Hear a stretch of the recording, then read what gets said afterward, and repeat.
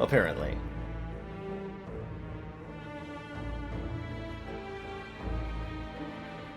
Stick Lady pulled the plug, she did, and she left a bottled tornado behind. Which we could put our corruption into, or our barricade, or anything else that we want.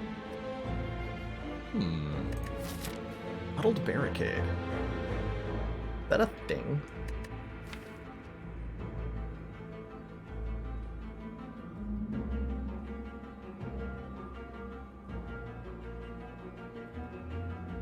I found out what's causing it yet. No, I do not know what's causing it, other than I don't think it's my internet provider. I do not currently believe it to be my internet provider, because I still have upload during these periods of... Like, I can access the rest of the internet just fine. It's only OBS's connection to Twitch that drops. And that I'm not sure what's the problematic with. Grammar words. I'm not sure what's going on there. But it's doing a thing. Does my IP change during this period? Now, that's a good question that I don't currently have an answer to. But I will write that down.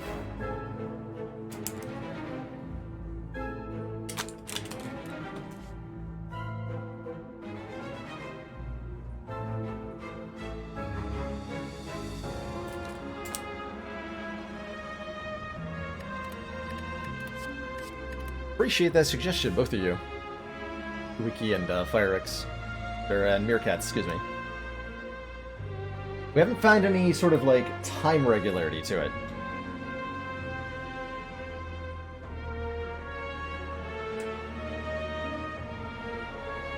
Morgan's suggesting trying a VPN to see if it makes the issue go away.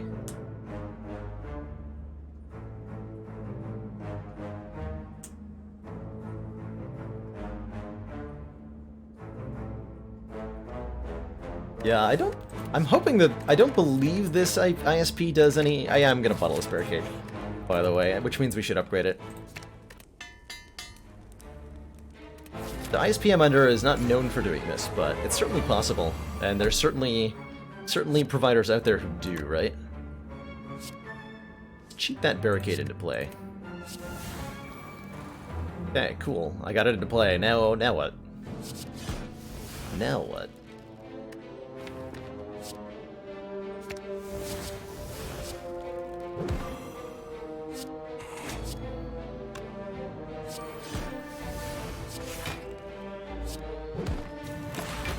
Now what?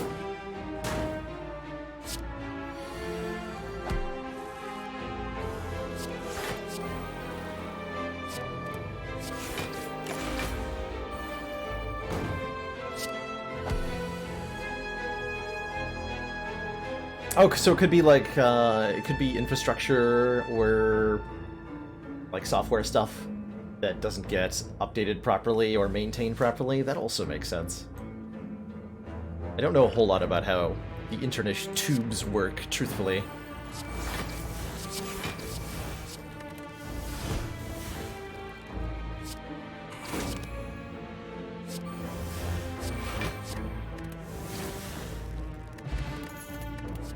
Evolve? Nah. We don't need no evolve.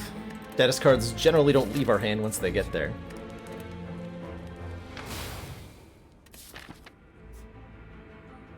Following another streamer who had exactly the same problem at 1 AM every day, which was the DHCP lease renewing. I'm in the state of Connecticut, Morgan.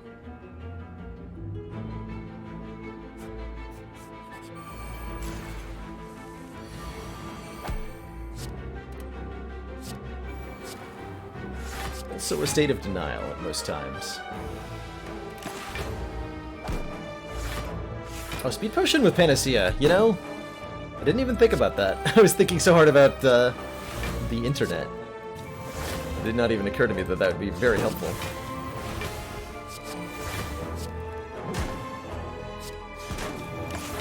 Playing cards in the right order is for decks that are less strong than this one.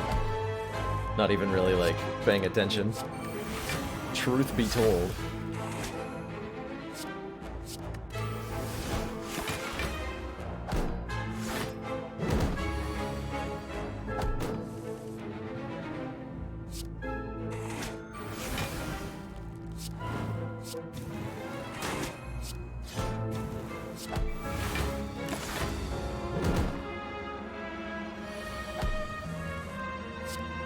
1080 on YouTube and 180p on Twitch. Wow.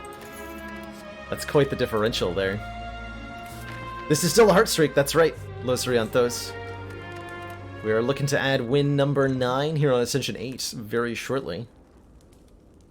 With an upgrade to... let's get Panacea upgraded, I guess.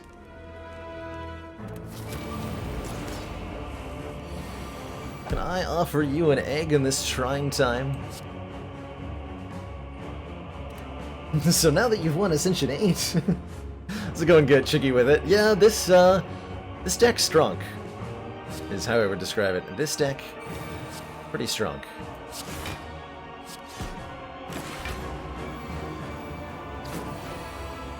Might have to bite Awakened One to get back to full health, but... going to be dead very shortly here.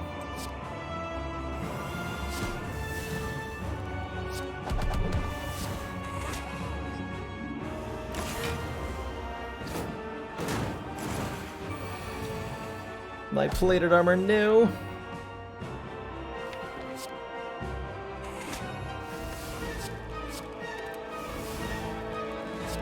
There's one feel no pain. That's good. Oh, I had a point of energy that I'd even bother using. Energy's for nerds anyway. Don't think it's gonna matter too much. We have disarm and 2 exhumes, so the poor awakened one is gonna be very much put to bed. With very little effort.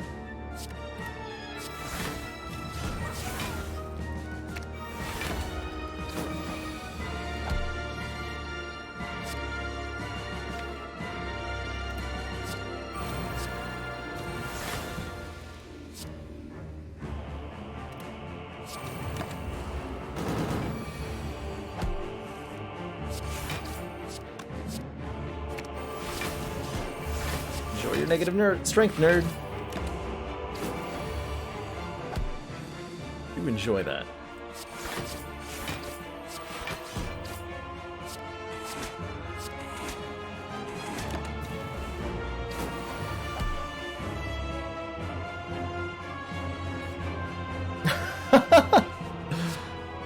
I love watching people learn something like that the hard way. In games. Like, I always enjoyed watching people play through Dark Souls. Commander, blind we've just on received Twitch. the support of another council member. That moment of genuine surprise or shock on their face when something happens, like a boss gets back up that they weren't expecting to, is priceless. Los Riantos, thank you so much for that tier 1 sub. Welcome to the council. Enjoy your new emotes to the community and your newfound smug sense of superiority. Welcome aboard.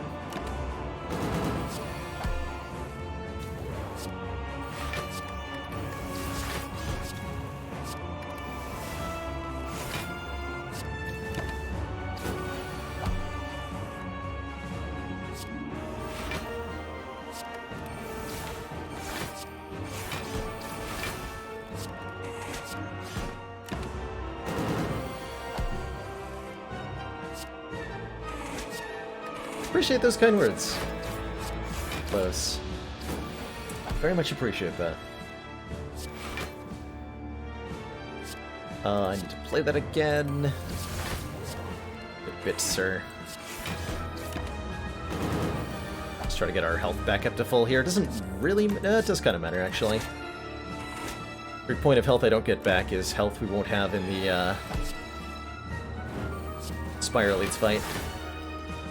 So I'd call it fairly important.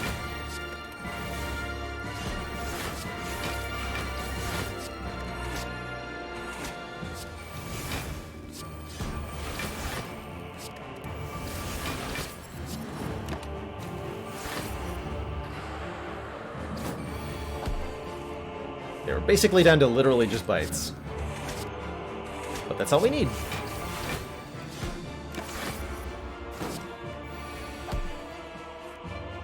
That's all we need. Delicious! GG Awakened One. Get dunked on.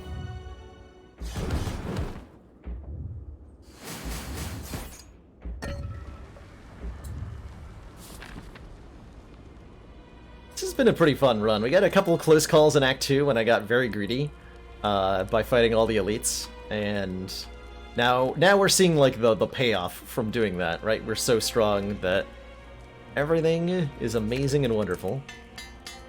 Nothing bad will ever happen. We have bottled barricade, right? So anchor is actually really good. We get to keep the block to turn 2.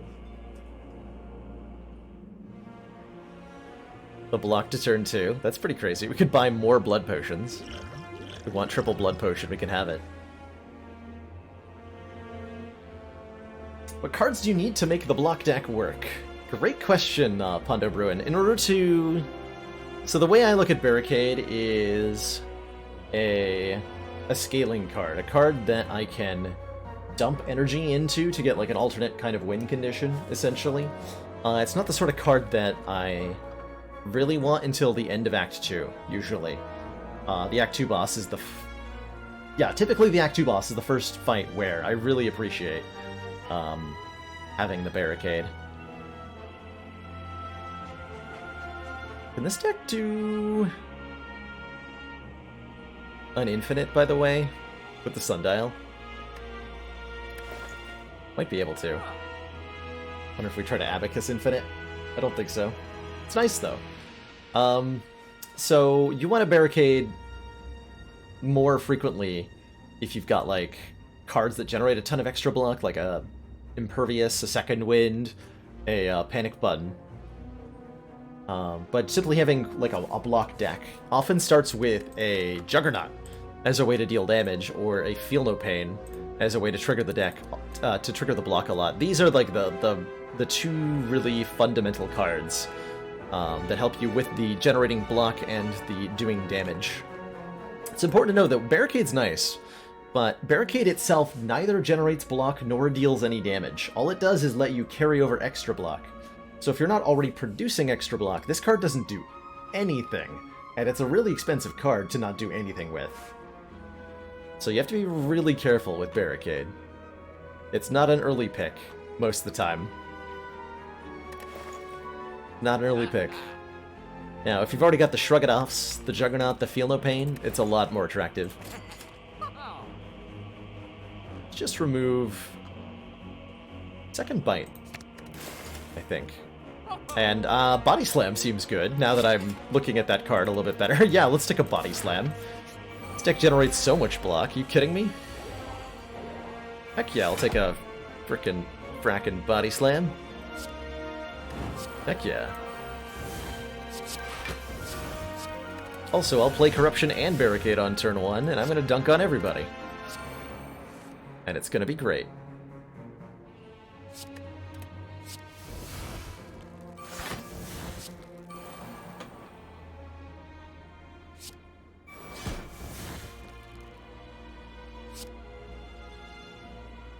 Gonna try to kill Spire Shield first? Yeah. Because I think that's a higher likelihood of succeeding here.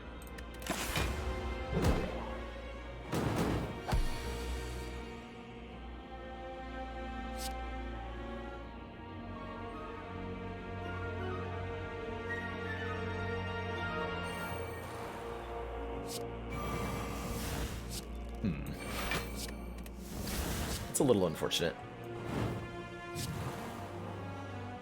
7 times 5 is 35, right? Cool.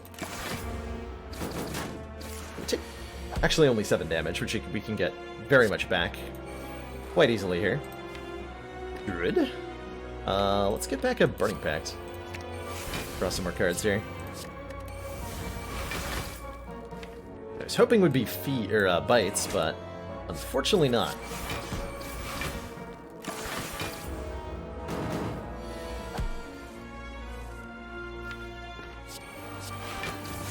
So now I run into the unfortunate circumstance where I might kill this nerd without wanting to.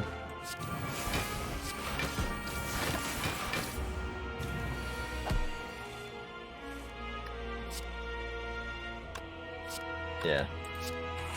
So we're missing 1 health. No! Damn it! We're missing 1 health and we get the Runic Dodecahedron. That's so rude. Alright, fine, Spire. I see your message. I see your message. Our hit points are full, gain an energy at the start of our turn. And yeah, a strength scaling attack seems great. Okay, we at least get to bite on turn 1, probably, or something. Oh, that's so funny. Do I wanna... Let's just power push now. Turn 1 demon form. Sure. Works for me. Definitely works for me. There, okay, so we're at full health now. And I see we are being multi-attacked.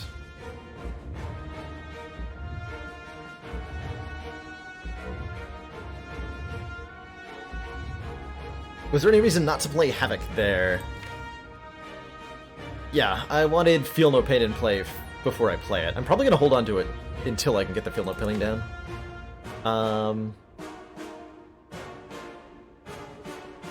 There's also certain cards I don't want to hit with Havoc.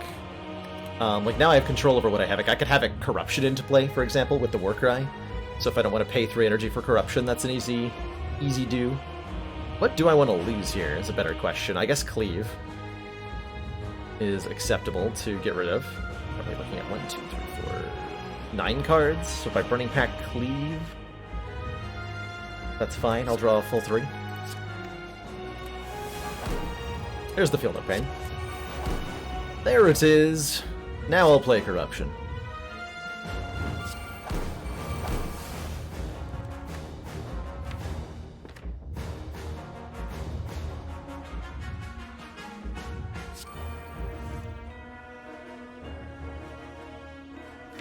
I was hoping we'd find Disarm. This is fine, though.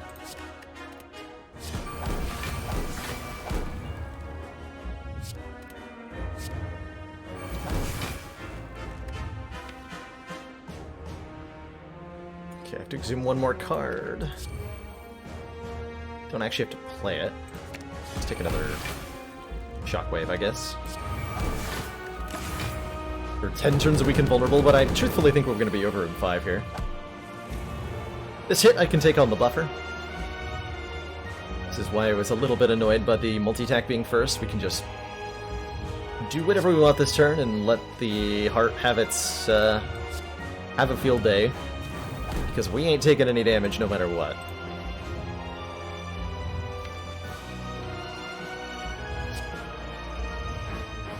In fact, we're losing all the block no matter what, so let's just get Boomerang out of the hand.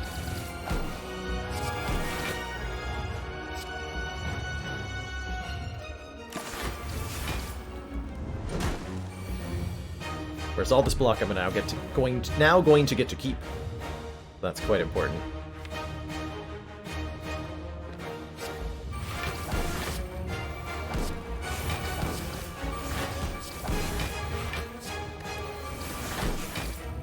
Fucking Hemokinesis and Bite.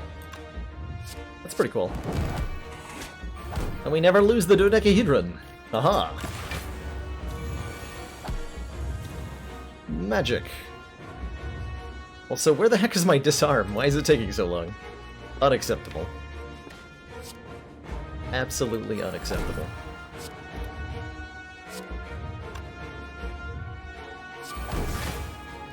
Don't want to play any of this. Alright. Then I will.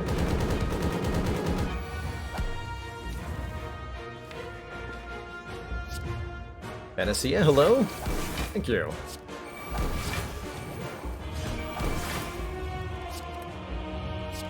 Let us exhume Shockwave to disarm here.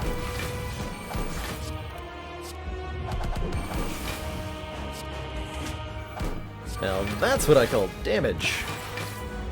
Good stuff.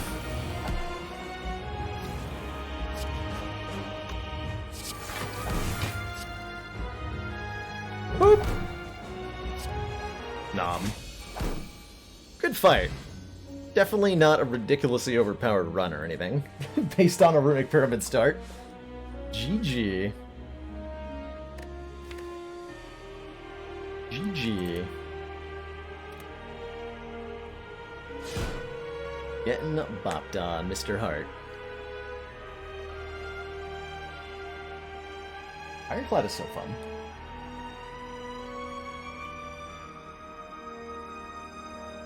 Ass o'clock. We'll see you later, meerkats. Enjoy your sleeps. Enjoy your sleeps. Yeah, so something interesting, especially in Runic Pyramid Corruption decks especially, really appreciate Power Through for being able to generate more cards for them. And there's some fun, like, infinites or semi-infinites you can do with Power Through. And Renewable Exhaust, like Power Through and a Second Wind could result in a really interesting combination, especially with the not the Hourglass, the Sundial. We could have actually assembled an infinite out of that Power Through and the 2 Second Winds, if we really needed to. But it takes longer to set up into that than it did to do the other stronger thing we were doing anyway.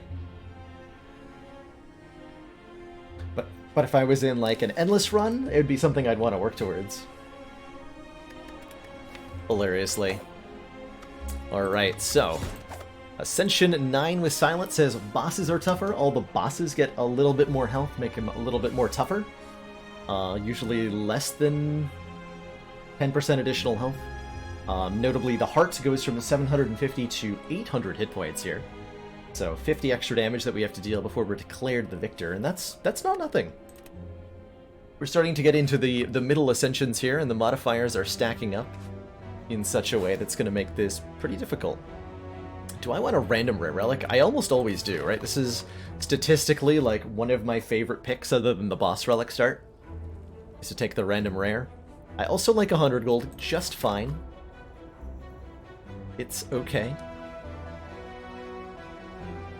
Our act in general looks also fine. We can do Fire Elite Fire and then take on the Burning Elite in the back half, or we can take on 2 early elites if we're feeling more competent, more empowered by a good rare relic start. Like, no, not the Peace Pipe. Peace Pipe says we can now remove cards from the deck at rest sites. This does make us more inclined to pick up, say, a Fusion Hammer, but is not particularly exciting on its own. Not particularly. It does give us options to thin the deck out that are decent, but as far as rare relic starts go, it's definitely in the lower half. See you later, everybody who's heading out. Thanks for tuning in. Still plenty more runs left in me, though, for all of those late night adventures. I'll go this Fire Elite Fire route. I'm gonna pick up a lot of cards pretty early on. And I'm gonna draw all of my block cards, turn 1 against the Cultist. Perfect.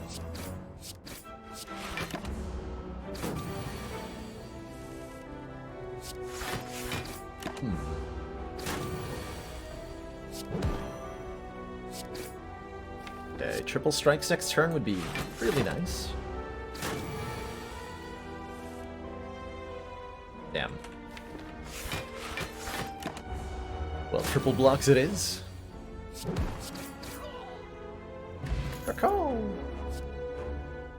Silent especially needs some damage early on. In particular, if she's going to be fighting an elite, she wants to hit harder.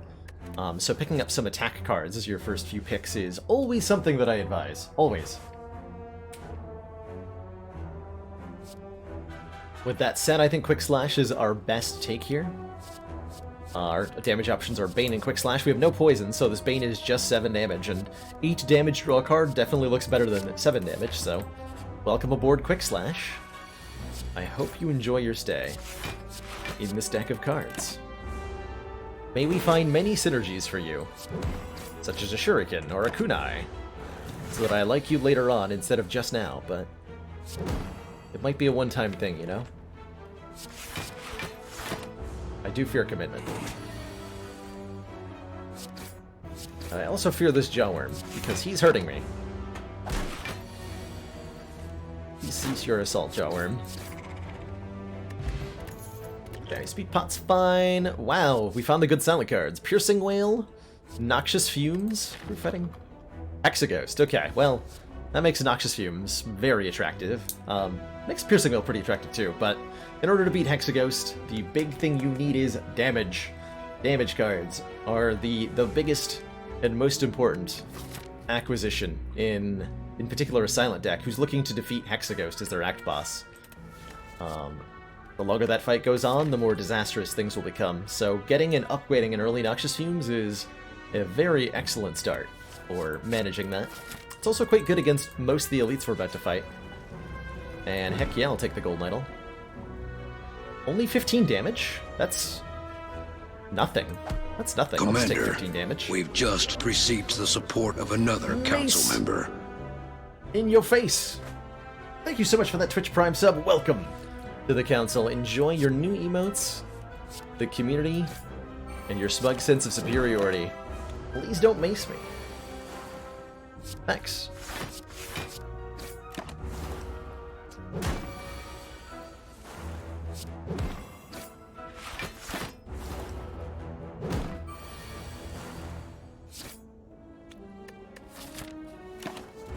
Just wondering how I'm going to do against that elite. Ooh, Smoke Bomb. Okay, never mind, we're safe. Alright, Smoke Bomb means I can fight this elite no problem, because if we end up in a bad matchup, I can just leave. Sure looks hecka comfy? It is hecka comfy. It is so comfy. I am the comfiest streamer on Twitch as of this exact moment. Did you know that? Did you know that?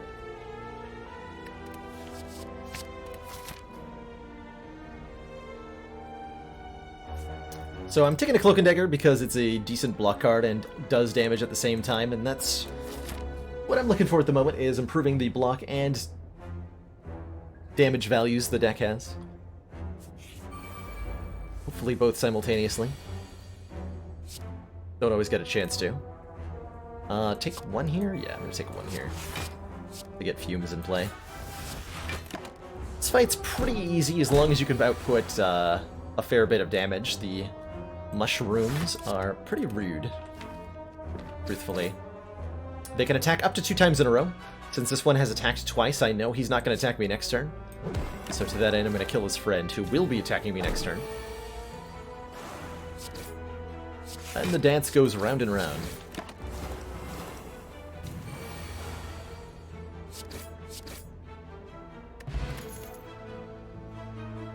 Normally, I hear I'm taking Poison Stab too much, but this feels like a good time to take one. We still need more direct damage, and we're scaling Poison up with Noxious Fumes, so this does add to that. Caltrops is okay damage, actually. It would work just fine against Hexaghost. The problem is it won't work just fine against Gremlin Knob. And we are worried about Gremlin Knob at this exact moment, given that we're about to go into an elite fight, so I will take the Poison Stab for that synergistic damage. Kurono. Couldn't hurt Poison Stab became viable. Well, my reasoning... Yeah, Ascension 9, we have an Obnoxious Fumes already, and we're about to fight potentially a Gremlin Knob. So I figured it was better than a Caltrops, which was the competing card. I'm going to stand by that decision.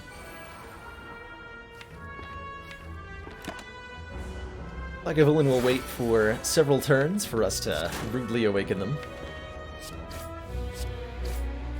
And we're not going to draw any block cards. On the turn that they, yeah, pretty much. Oof, ouch, my face.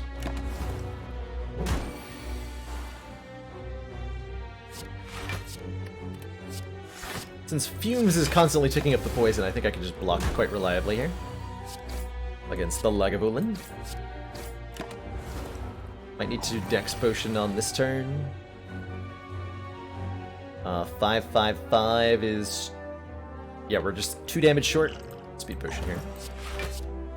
Speed Potion here, no problem.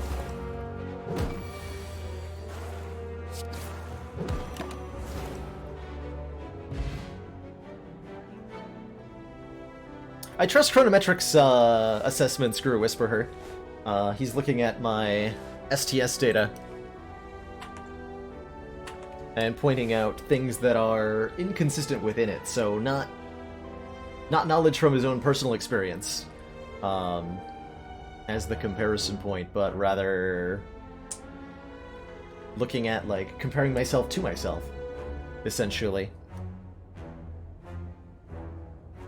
And I appreciate the perspective, because it is difficult to leave one's own internal perspective at times. But Poison Tab is fun. I think Catalyst is fun. Catalyst is really fun. Let's take a Catalyst. Let's upgrade a Catalyst. Let's throw upgraded Catalysts at everybody.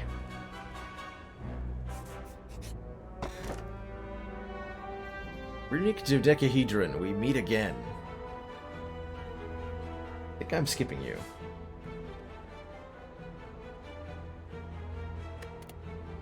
Yeah, I'm gonna skip it this time. This gives us energy every turn, but only if we're at exactly full health, which I currently do not see a way to be. Do not see when we will be full health again, so I'm not gonna do that. Man, I really wish I had Runic Pyramid.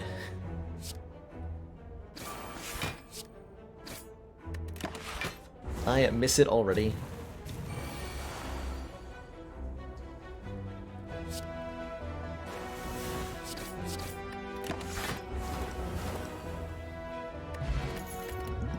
Strength Potion's nice. I think either an Escape Plan or a Cloak and Dagger is a nice way to increase our blocking.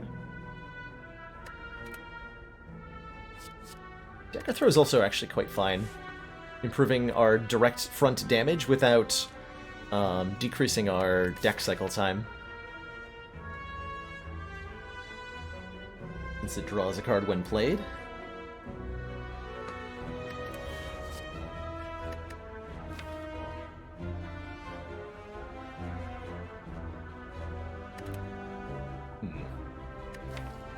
We're definitely leaning towards a skill-based deck with this Catalyst. So I'm going to take an Escape Plan.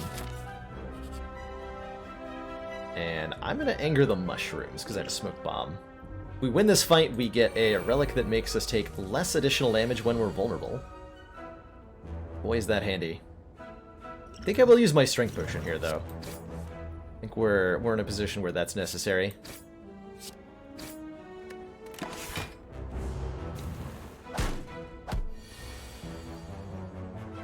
That's a bit sketchy.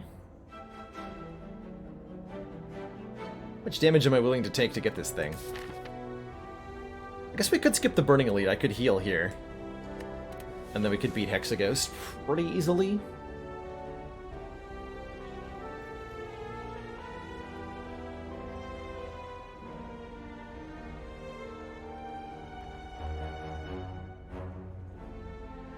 Because the damage I'm going to take this turn is, I'm going to block for 6, and I'm going to be hit for 9 times 2. One of those is going to be a 6.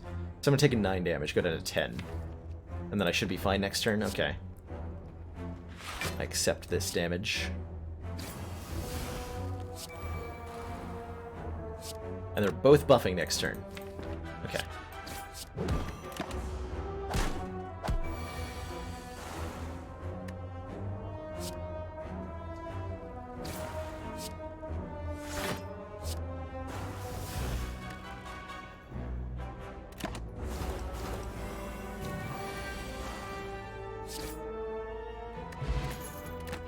So, Odd Mushroom, when vulnerable, take 25% more attack damage rather than 50. Do I want to deflect?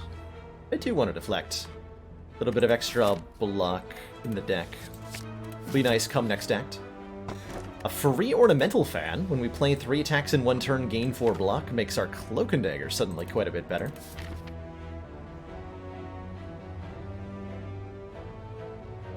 If I Smoke Bomb out of this fight, do I get a Parasite? No. But I also don't get the Relic.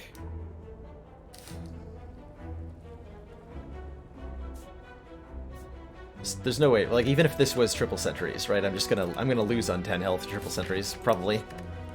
So I'm gonna rest?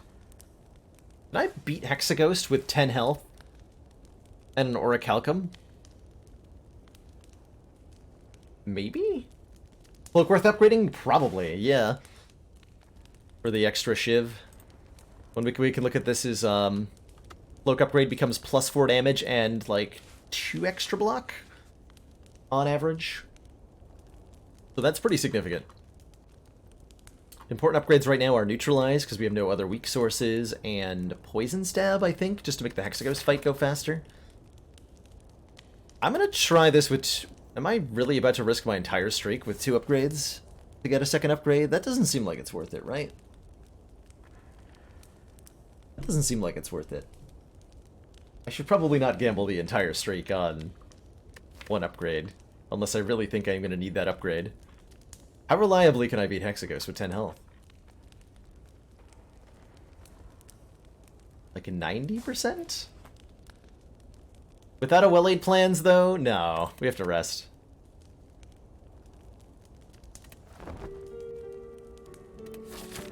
Not without a well-laid plans. Also, we don't get through this fight reliably. Though we did have a smoke bomb. Which is going to help quite a bit here.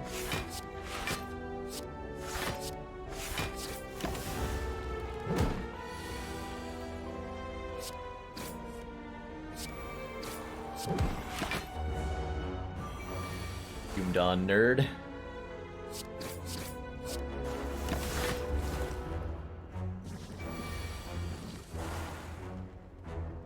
Pretty... 1. It's fine. This is within acceptable parameters for getting a fight reward, but I'm happy to smoke bomb out of here if this gets ugly.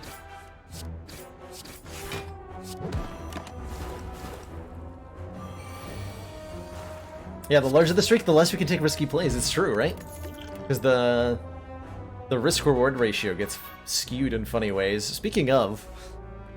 Actually, not speaking of. What about these cards? These cards are pretty good. Bouncing Flask is very good at beating Hexaghost for us. This is a very powerful single-target poison card. If upgraded, it's 12 poison for 2 energy, which is huge. Huge.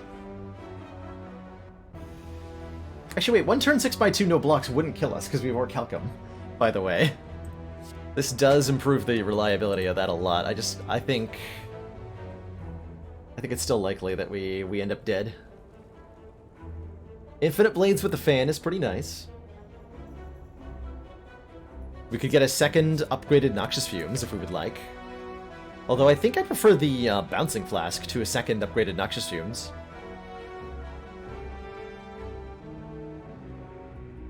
That does put us in a precarious position for Act 2 in terms of our AoE damage, although we're already in a precarious position in Act 2 in terms of our AoE damage, but we have a Smoke Bomb, so we can do that, and it's fine. Hold the power of the Smoke Bomb. Alright, well, Hexaghost is going to get extremely dead very quickly here.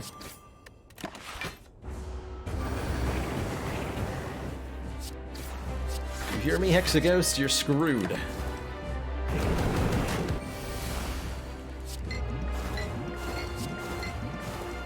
Have fun with 60 poison.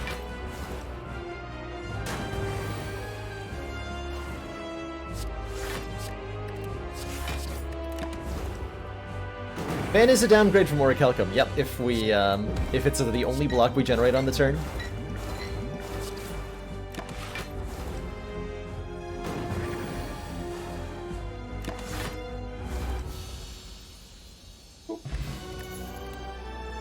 Glass Knife. Well, that helps a lot with our problem in Act 2, which is that we can't, like, handle triple slavers.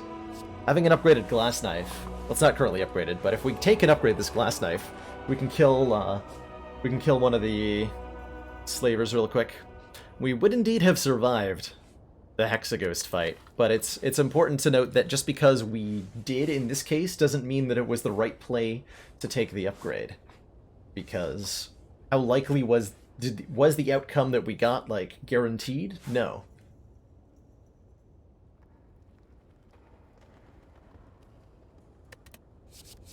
Yeah, let's take a Glass Knife.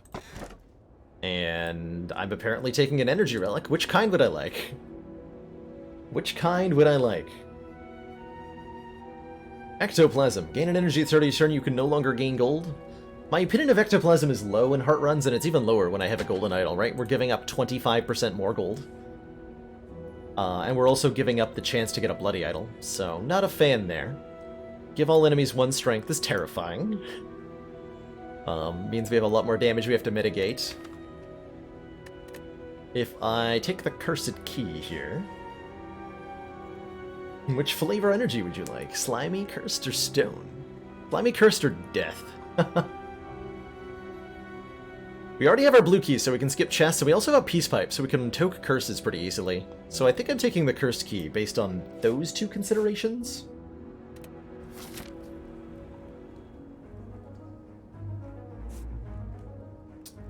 I also have 390 gold, so I'd like to go to a store relatively early in the act. What does our act look like, fight-wise? Upgrade before elite is good. I could fight a lot of elites, but only if I was very brave. And felt like I might not die. I'm not that brave.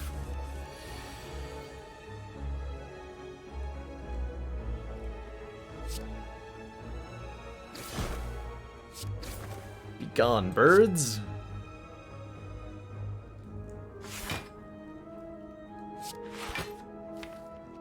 I can do this without getting fumes in play. Famous last words.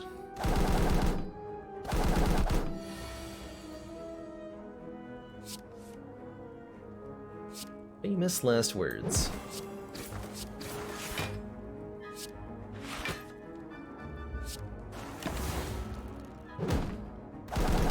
Not quite sure how he managed to scrounge up exactly enough block, but I'll take it. Got this guy from getting back in the air, thank you.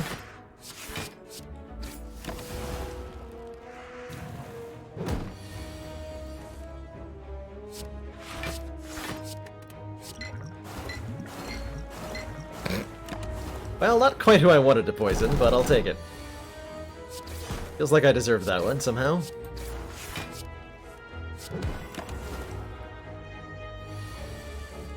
Oh, okay. Nice and easy. Full energy makes short work of birds. These cards are thoroughly mediocre. Outmaneuver, setup, sneaky strike. Get out of here. Get out of here. How would I feel about buying card upgrades at the store if it had the same cost mechanics as remove? I think adding more options at stores would definitely make stores better. So I guess the question is, does that particular option...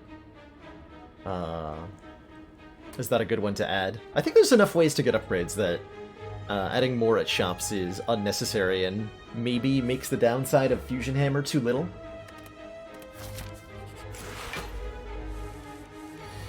I think is where I end up on that line of thought.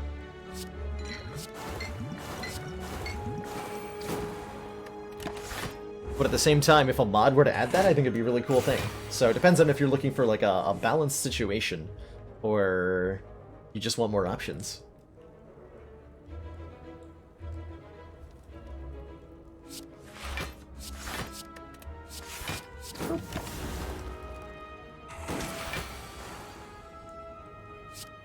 We're dead.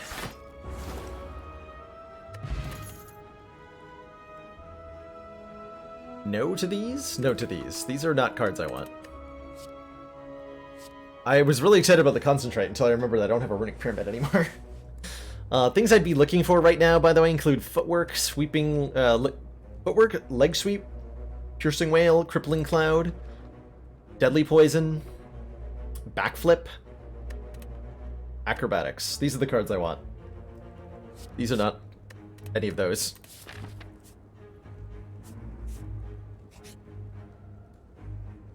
Give me a relic. I can now dig for relics at rest sites. Well, so much for that Peace Pipe. So much for that Peace Pipe.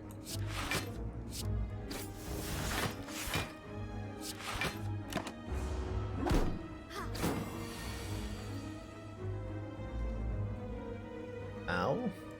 I should have blocked that with the Ancient Potion. Oof, that is not a cool start to this fight. Actually, oh, I was supposed to Smoke Bomb right there. That was my Smoke Bomb. I just wasted it. Why did I waste it?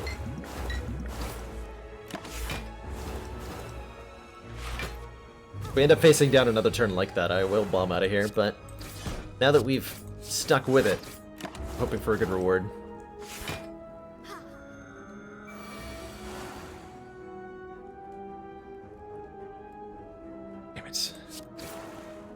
Another 5 hit points to stay in. Feels like a twisted game of poker. Or I keep being asked if I want to put money in. Or lose my cards.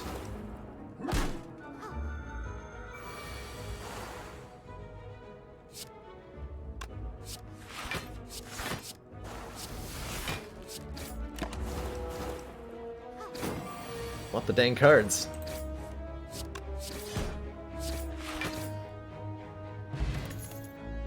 They weren't worth it. I think I have to take this dagger throw. As we need a little bit more front load to be able to deal with the potential elites we're about to fight. Now we're talking. Okay, here we go. Lots of exciting things here. So there's Dead Branch. When we exhaust a card, add a random card into your hand. Interestingly, there's Darkstone Periapt. When you obtain a curse, increase your max hit points by 6. We can guarantee that this is 12 hit points, if we want them. There is the Twisted Funnel. At the start of each combat, apply 4 poison to all enemies, which is very nice.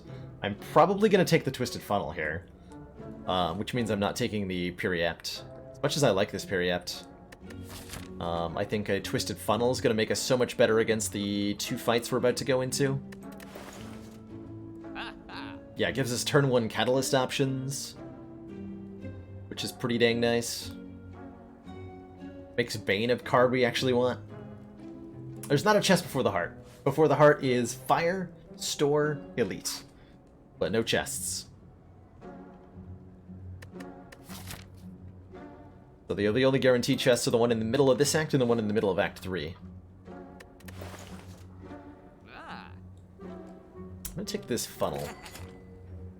And I'm going to remove a strike. And I think I'm going to buy this strength potion, too. Just to make this elite fight a little bit better. Am I keeping the smoke bomb? Let's keep the smoke bomb.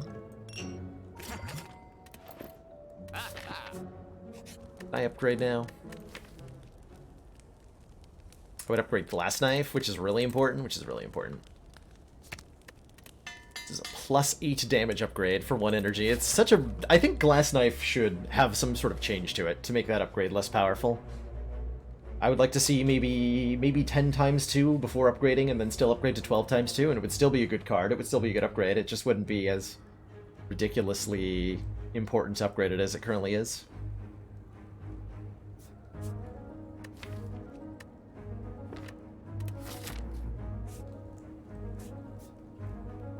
So the question is, burning elite or regular elite? Smoke bomb. So worst case scenario, I can leave. I'm legally allowed to leave.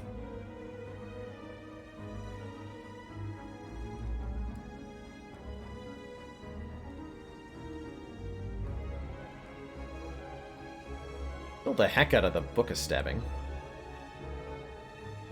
Gremlin Leader shouldn't be too hard.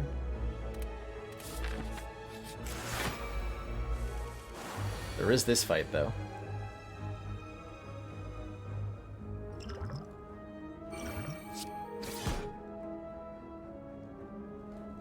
Cool, so that blocks a vulnerable. Don't have to deal with that nonsense.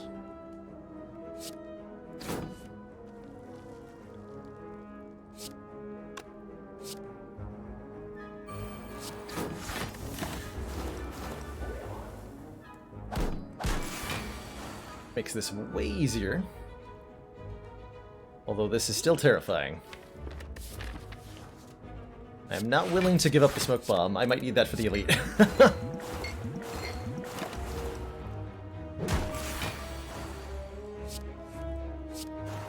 Hopefully I get a potion back here. I do. I get the ancient potion back, in fact. And I get a piercing wail. All enemies lose 6 strength this turn. Snap pick. Please add to deck. Uh-oh. Oh, hell no. Plus strength slavers. Get the hell out of here. No, thank you. Absolutely not. Under no circumstances am I willing to fight that. Goodbye. I'm gone. I'm willing to crack this chest open because it's a big chest. This is the black chests are the largest type. They're going to contain either an uncommon or a rare relic, but will never contain common relic. And if they have money in them, it'll be like 75 gold. It's a thread and needle. Start each combat with 4 plated armor, which stacks with the orichalcum. And our curse was a clumsy. Not bad at all.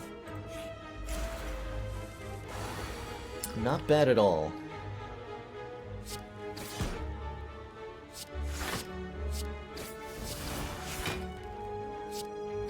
Get this cultist nerd out of here. Wonder if it's better to keep removing strikes? Not with the ornamental fan, I don't think. It's a valid question.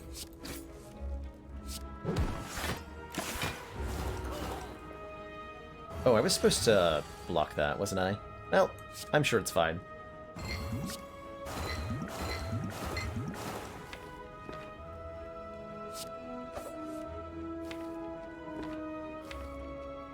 Oh, hell.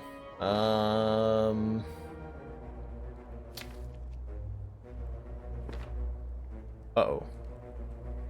No, we have orichalcum. We're okay. I'm gonna say I might die next turn, but I think we're fine. He's guaranteed to attack me next turn. So I think I should take the 2 damage this turn to hopefully draw some... Actually, wait. Can I kill next turn? No. No chance that this is a kill. Yeah, I was really supposed to use this ancient potion. Damn it, me.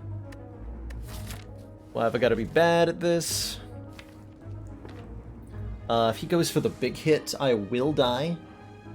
Oh, I can block the vulnerable. Actually, that'll work. That'll work. That guarantees survival.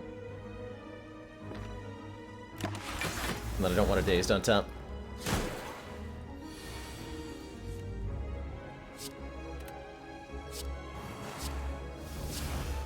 Okay, ultimately don't take too much, thanks to orichalcum saving my butt.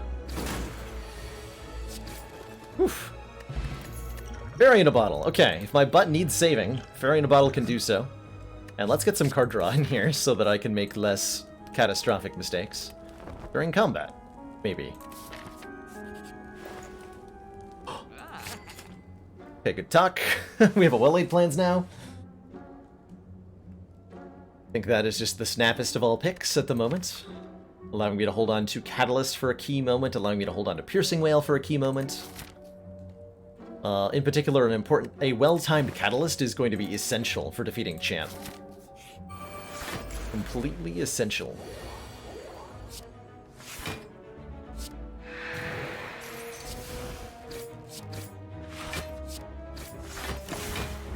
fight could be ugly.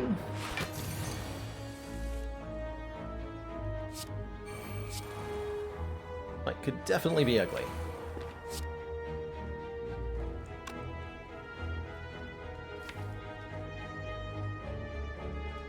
Is there any way I can kill it, the Spheric Guardian next turn?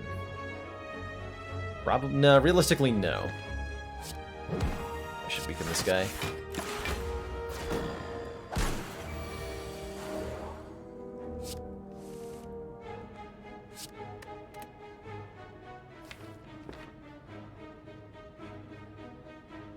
Looks like I'm just taking this hit on the nose. Oof.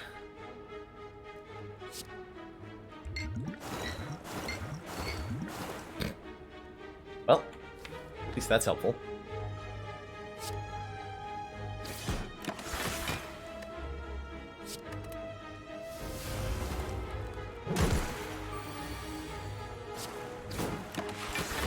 Kind of playing catch-up constantly with this Silent right now.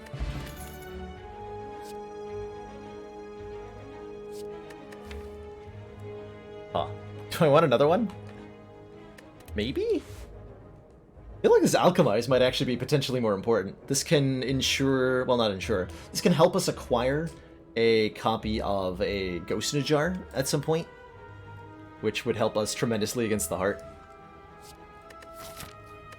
Let's do that. Fall further behind. Okay, here we go. Apparitions. That helps. That helps a lot. Receive 5 Apparition, lose 32 max health. And now we really can't dig, because I have to upgrade all these Apparitions. Certainly we need one upgraded for Champ. Certainly need one.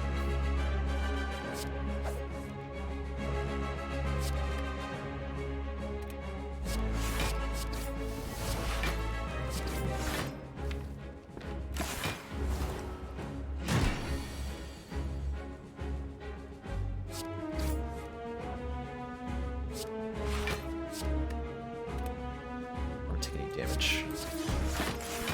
Important that I get the poison going, but... Please stop attacking me. Coward! I mean, it's not inaccurate. I am terrified. And so I'm making what I perceive as the safe plays here. Because I kind of like this streak. I've grown attached to it. Now that we spent all this time together. Being alive and all that. So damn it, I will intangible my way to victory if that's what it's gonna take. I will do it with a smile on my face. Glee in my eyes.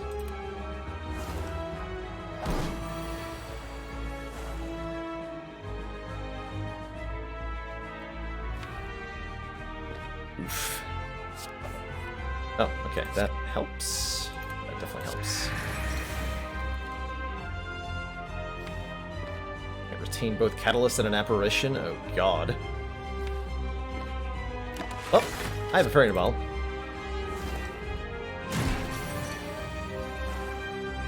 I'm sure it'll be fine or whatever. Okay, so we want to play the Catalyst when it lines up nicely with Champ's Split, which occurs at 210 health. Oh, this is a good opportunity. So if we Catalyst him now, he goes to 105 poison, which sends him immediately below 210. Okay, so we don't Catalyst him yet. Fair enough. Yeah, we need Dex or something.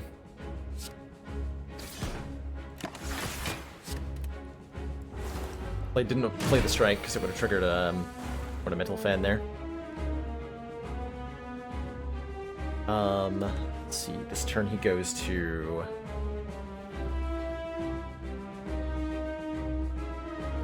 It's only at 210 that he splits, so I can Poison Stab him here, and he won't split either. I'll go to 218, so next turn, I hit him with the Catalyst, and that'll just outright kill him. So I can play this Apparition now. But at 220, wait, hold on. Yeah, you're right, it is 220. Hold on, I'm bad at video games. So I need to split him... I need to play Catalyst now, because I played that Poison Stab. Good check-in, everybody. 210, not 220. Or 220, not 210. I'm used to his other split value, which is like 240. Or something. So, this gets played. This gets played, this gets played, and I just have to kill him. It'll be fine. Yeah, it's fine. Okay. All's well that ends well. Boop. Gambler's Brew is potentially life-saving, but so are these other potions. Nightmare! Choose a card, next turn add 3 copies of that card into your hand. Nightmare Apparition, Nightmare Catalyst. That's all I need. Is one of those two things. Whichever one the game lets us do is great success. Excellent success. And do I take a Snecko Eye?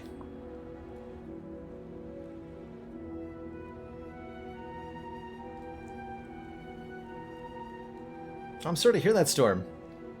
You can do it. I hope that you do whatever it is that you need to do to improve your situation. It's never an easy decision to come to.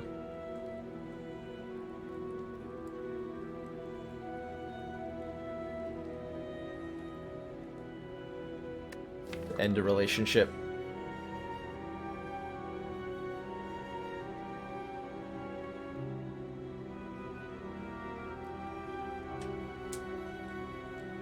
Got stuck playing games in Hungary. Welcome back, you people guy. From your self-imposed exile. Will I take the Snecko Eye? We are far more likely to draw apparitions. I think that's all I need. Is just that this draws me into apparitions more, that this draws me into Catalyst. I am behind the... I'm totally behind choosing Feather here, by the way. Hazlet, Samuel. For every 5 cards the deck, heal 3 whenever you're in a rest site. This will basically top us off every time we hit a campfire. And that's pretty significant. Sozu does indeed prevent Alchemize. Yep. Alchemize does not work. If you take a Sozu, gain an energy at the start of your turn, you can no longer obtain potions. Allow us to dig. I'm still upgrading these apparitions, I'm sorry. I'm not digging today, but I am taking the Snecko Eye. I am. What I'm not necessarily doing... Well, I have to fight the Burning Elites, so my path is decided for me. Very well. It also makes this Gambler's Brew way better, by the way, the Snecko Eye. Way, way better.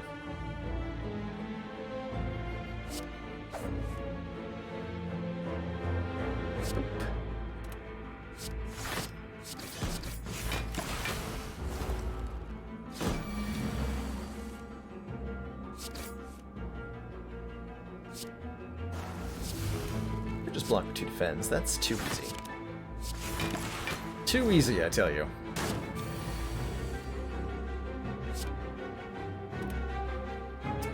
Sure looks like a Swift Potion.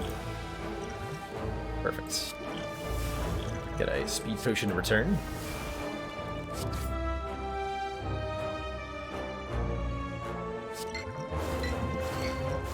Doesn't matter, because our opponent's dead. I wonder if I was meant to Nightmare the Alchemize, yeah, Nightmare Alchemize there.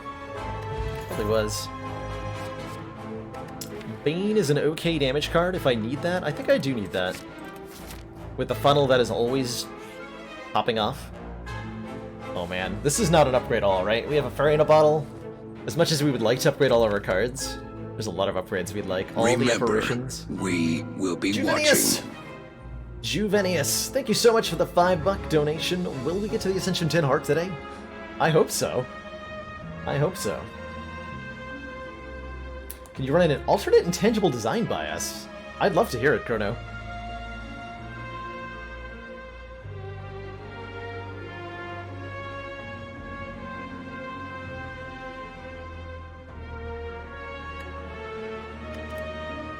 See, we could take 999 gold, which is... No, I'm not going to the store, because I have to go this way. Okay, so let's take the boss fight, and the rare relic that goes with it. You can no longer heal means Fairy in a Bottle won't work. It means any damage we take from now on, we only have 25 health for the entire run, and that's a very scary thing. That's a very scary thing.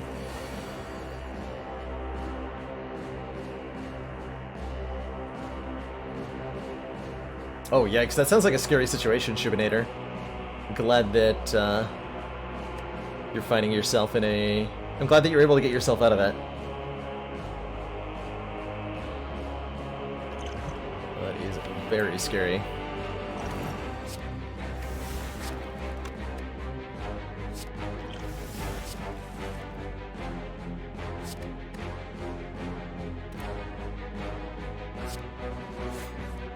There's the Nightmare. Cool.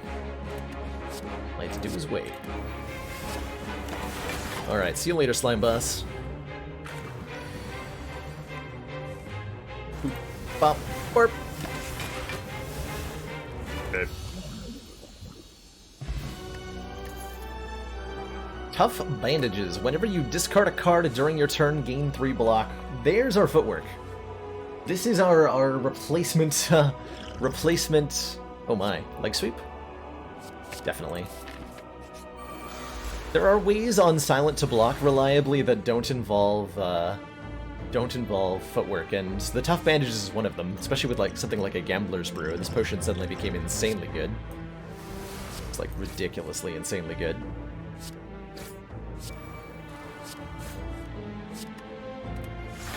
I don't know why I didn't discard that apparition. I don't think we're gonna get that far into the fight anyway.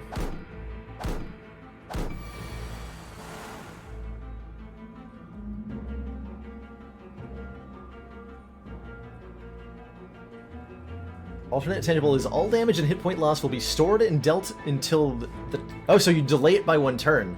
That is cool. I think there's a mod that does something like that already as one of its effects. Thought it was cool then, and I think it's cool now. Figure out how to deal with it. Why are the card costs gambled? Because we have a Snecko Eye. Start each combat confused, which says whenever you draw a card, randomize its cost. And in exchange, I get to draw 2 extra cards every single turn. Which is very good. There's one of them. Okay, so again, we took an Alchemize because we said it can generate Ghost in a Jar. And that continues to pay off whenever I take it. Heck yeah.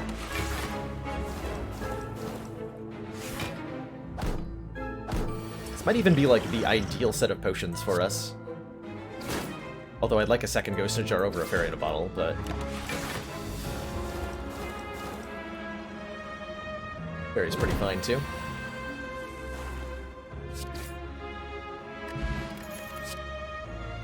Backflip plus? Yeah, I'll take that. I almost clicked on the shop. I gotta go this way.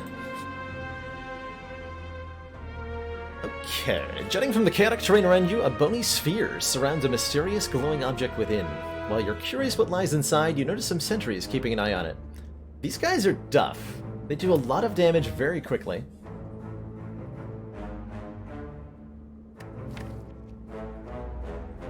We don't have a huge array of ways to deal with them. We kind of need to get Nightmare on a good target.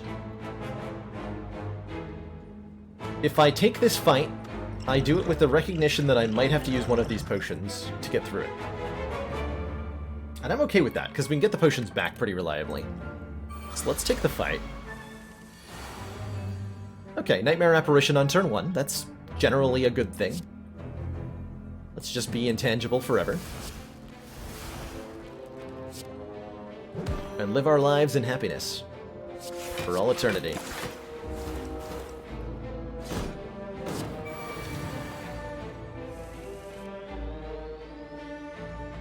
I'm not gonna get to play Fumes. Or I'm not gonna get to play all of these apparitions.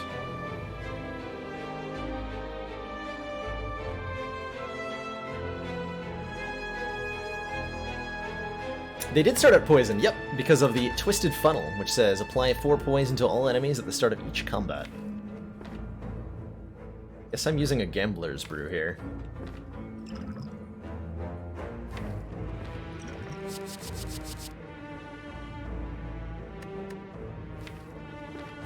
Gamble this many. That's a good potion. That's a good potion.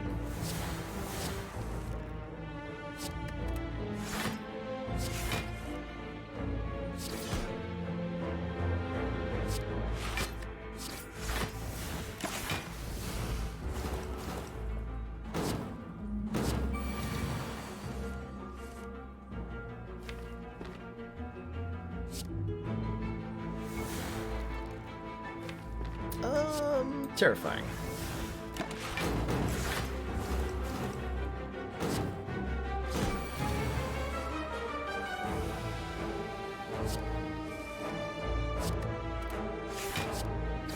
Not getting Fumes into play was really not good, huh? Hey, we got our Gambler's Brew back. Okay. I might need that again. This continues to go south.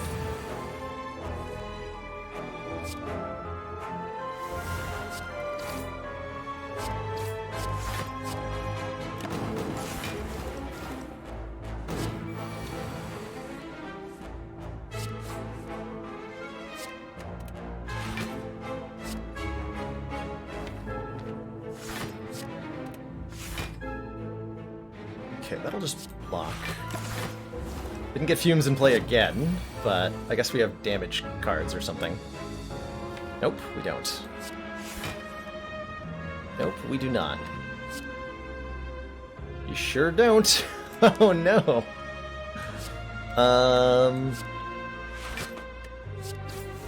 Let's see, this would go to 1924. Take up way too much. Okay.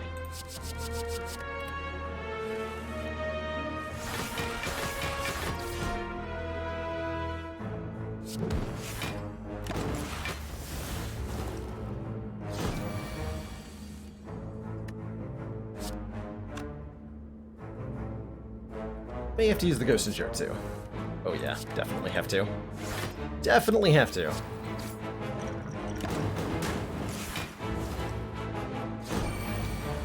This is bad. Bad that I am slightly short on my damage here. Ooh. Should not have done this fight.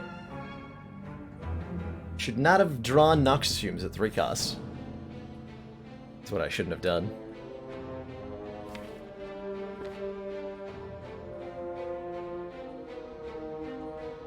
Well, I don't have to use the Variant Bottle this turn. It's about to get used next turn.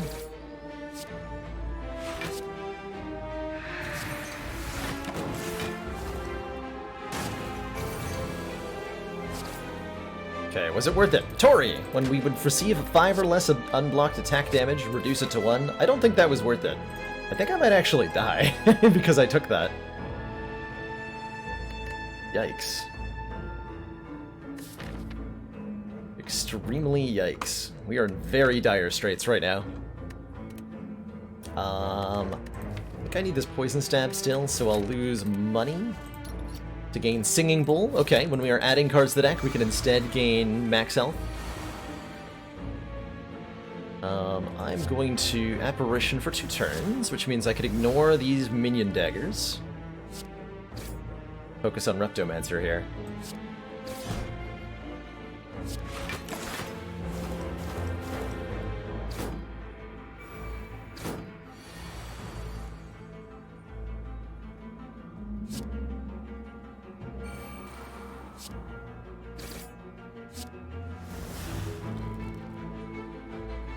Zero cost piercing whale?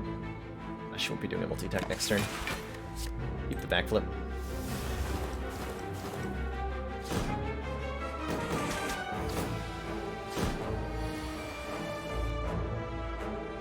Okay. Reasonably costed Nightmare. Makes everything feel way better.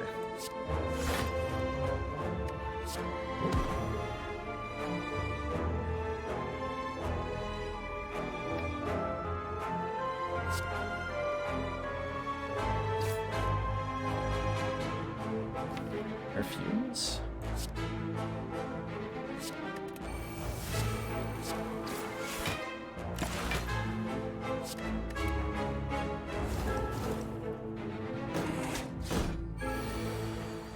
Oh. For some reason I thought the Dagger was dying next turn instead of this turn. So that was a mistake. That's okay.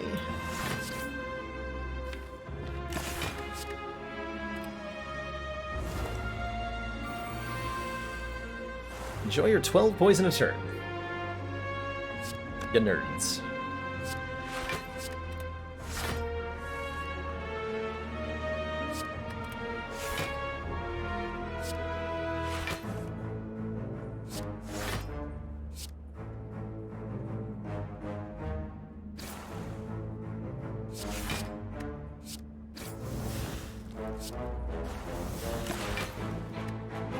Not sure why I went through all the effort to save the apparition. When I can't hold on to it, because it's intangible. Not my proudest moment there. Okay, bouncing flask kills, we can optimize, at the very least. Maybe panicking just a little bit. Okay, Frozen Egg says, any powers we take will be upgraded. I'm thinking about resting for 9? That's insane. I think it'd be better to just toke the curse.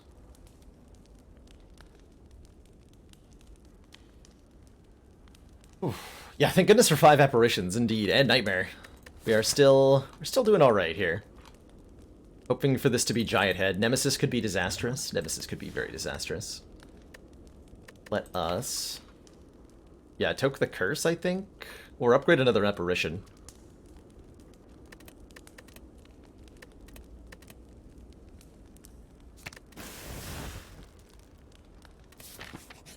Okay, Giant Head, good. Giant Head gives me several free turns to work with.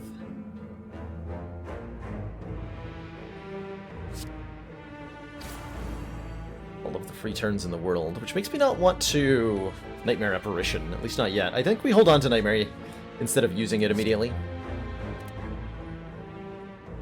In fact... Damn it.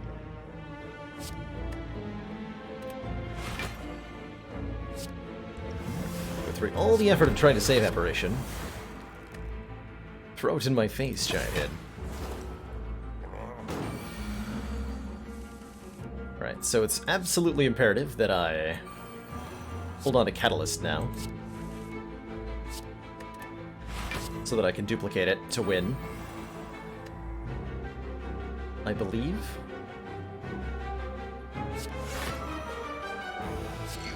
One here.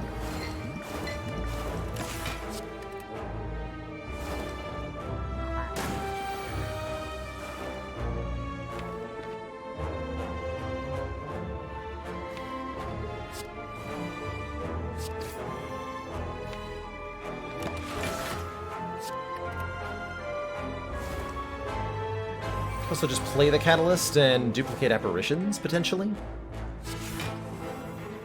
Another option. Especially now that I have the Apparition to Nightmare. Yeah, that's fine.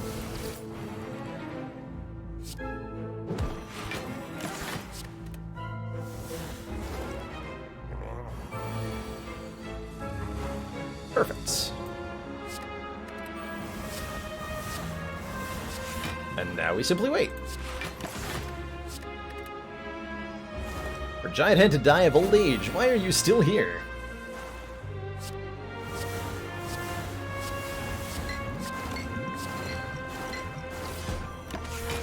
Defect Clawdeck, nice. Congrats, Duck.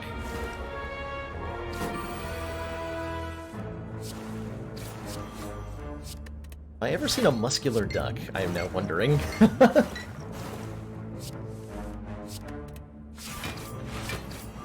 What would that look like?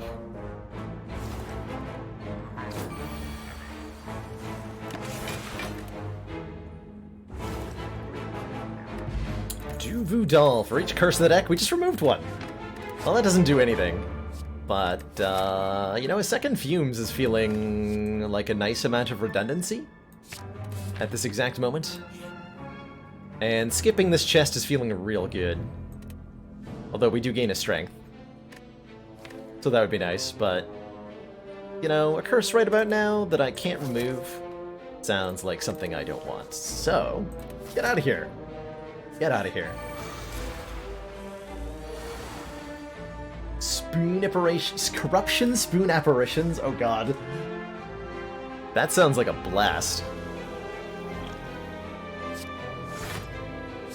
Corruption spoon apparition. I like it.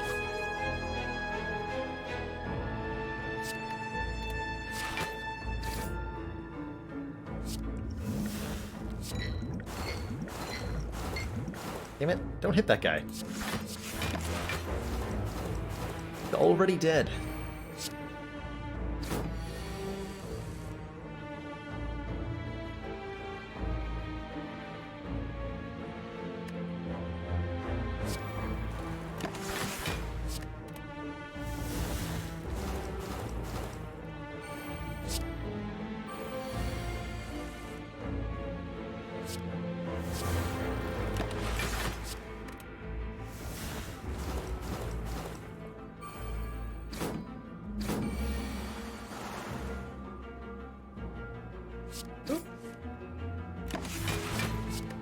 Real enthralling turns here.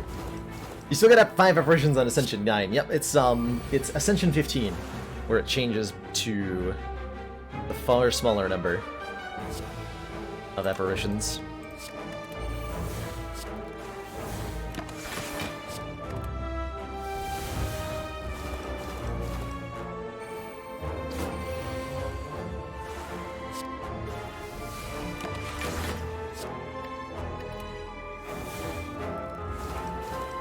It is so broken to get 5. We've had, what, 2 good apparition runs so far in our ladder streak here. Okay, I definitely want a second well-laid plans for redundancy. Definitely want a second well-laid plans for redundancy. Snecko Eye is not merciful with the cost of that card too frequently. Oh no, triple Jawworms, that's terrifying. Oh. Rat, that's terrifying. Hold on.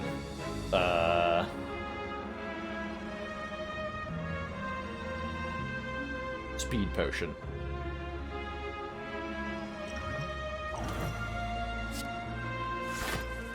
Okay. This one's buffing, so we're gonna hit it with all of our damage cards. I think I'm gonna Catalyst it too, just to make extra sure it dies.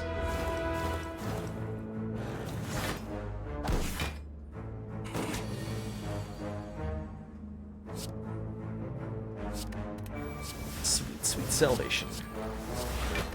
It's very reliable that we accomplished this particular combination of cards. It's gonna work just fine on Time Eater too, hopefully.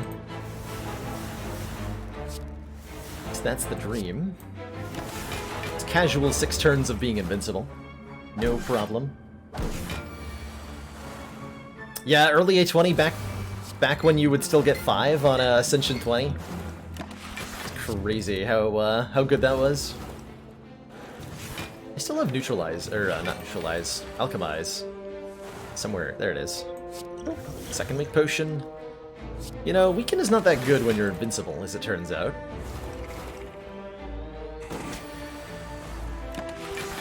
Tragically. Just not as good. Footwork Plus? I mean, I'm gonna take it.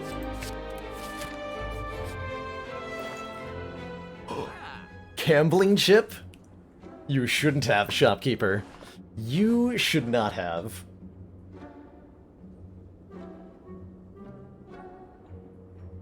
Gambling chip lets us mulligan up to 9 cards on turn 1 after seeing their Snecko costs, and we get 3 block per card because we have the tough bandages. That is the snappest snap pick that ever snapped. Ever. Pretty much. And then I think I remove a card. Strike. Though I could do that at the next store, given that I'll only be able to afford 1. So I should look at what's in the next store first. Like if there's a Ghost in a Jar, I'd want to buy that instead. So we save our money for that possibility, I believe. That seems reasonable. Okay.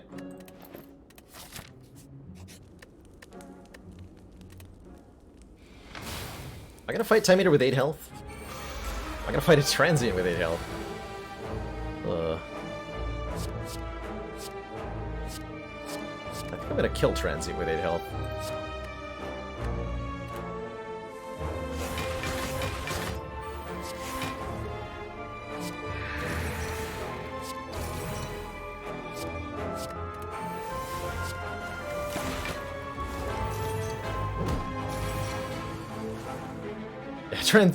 This fellow is pretty easy. He only sticks around for 5 turns. Also, he dies really easy, as it turns out, when you put 600 poison on him.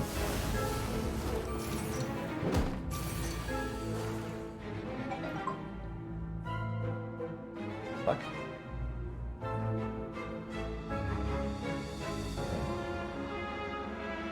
Fascinating.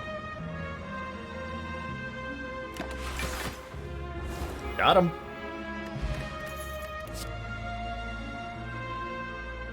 These are all pretty good options, actually.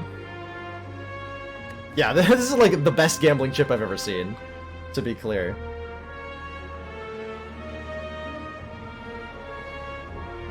To be clear. How do I feel about Deadly Poison? It's no Crippling Cloud. Kind of feels unnecessary.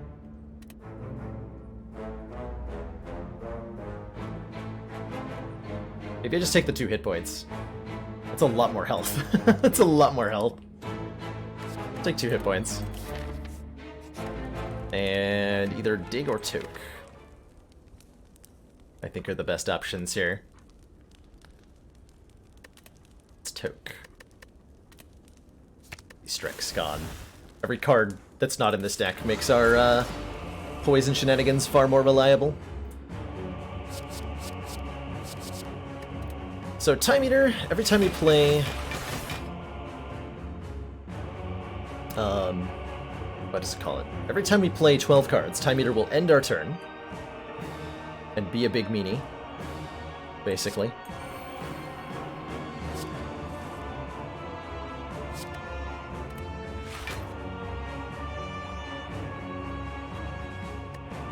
I'm gonna Nightmare Footwork? Possibly? Or no, I'm just gonna hold on to Nightmare to use it on a Catalyst. That seems better. Seem better.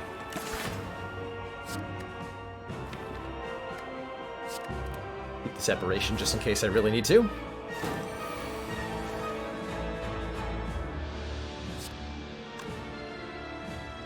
So because of Time Eater's jerkitude,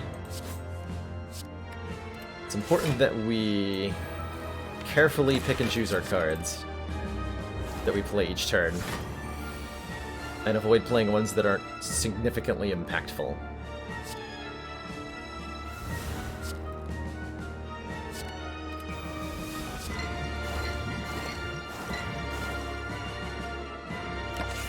Two cards next turn. Guaranteed to draw that apparition, so that's fine.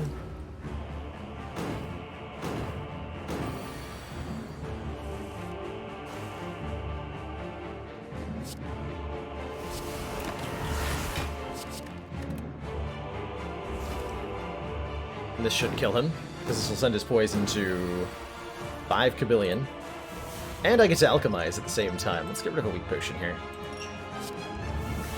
Tropic Brew, nice.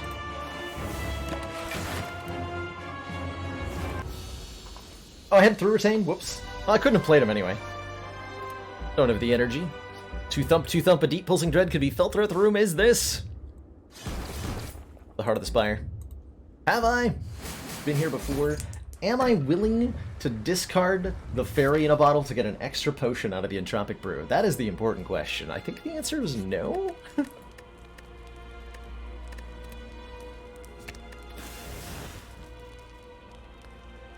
Show me a ghost in a jar. PogChamp. We did it, chat! We did it! We got a frickin' ghost in a jar. Gain 1 intangible. Just what I needed. Just what I needed.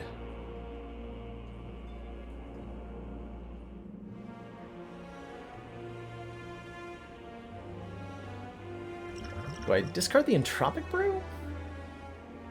Or the fairy in a bottle?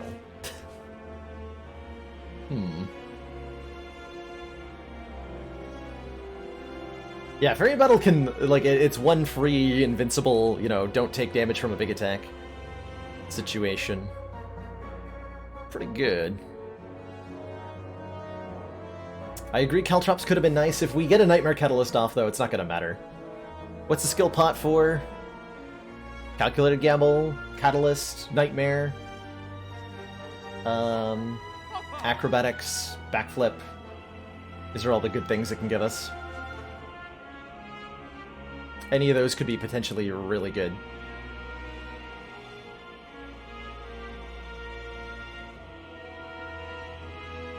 It's actually interesting. That skill potions on Silent can generate Nightmare is, I think, something that's underrated about them.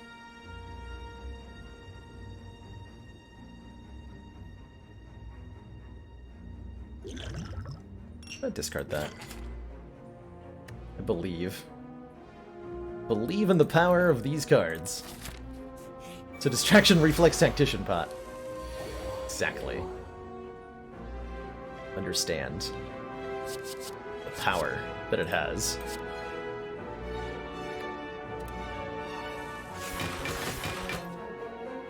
Let's pick a turn 1. 3 turns of intangible against these jerks? A lot of turns of intangible.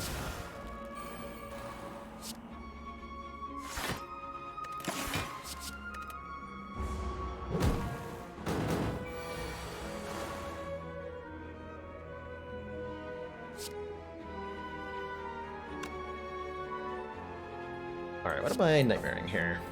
That? That seems fine. It's a totally acceptable nightmare target.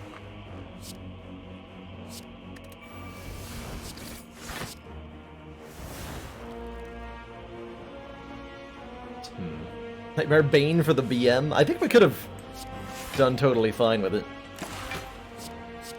To be completely frank. Certainly wouldn't have been the worst thing in the world.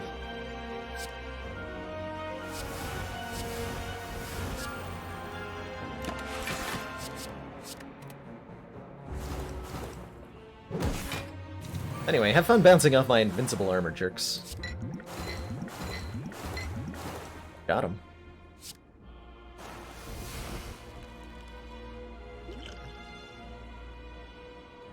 Like, do I replace the skill potion with a random potion? I don't know. I don't think I do. I choose to believe in this skill potion, and I am definitely gonna get disappointed.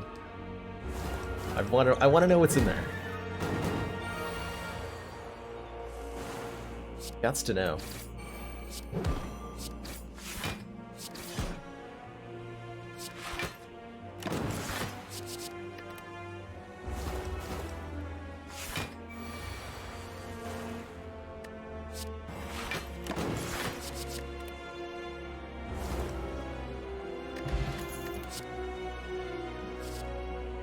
Two hit points or Predator Plus?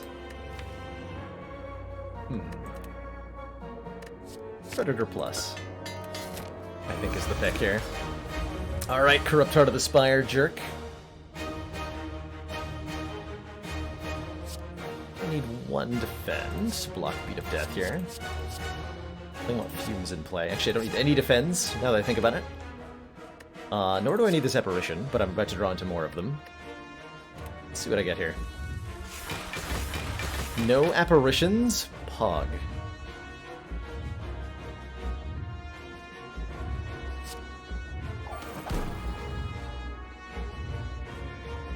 No Retain either, but I did discard my Retain.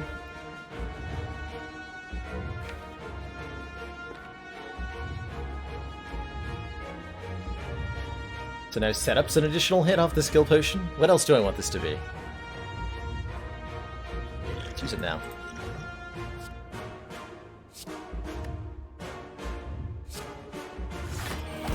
I don't know, is an Entropic Brew better than a Catalyst Potion? I don't know. Not always for me to know.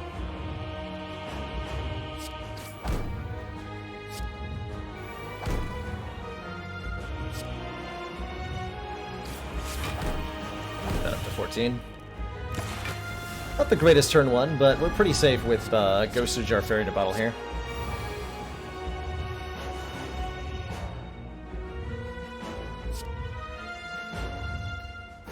We'll play both of these Apparitions.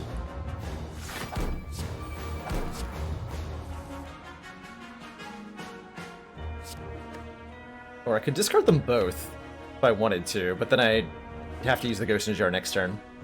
Might as well just use them both now.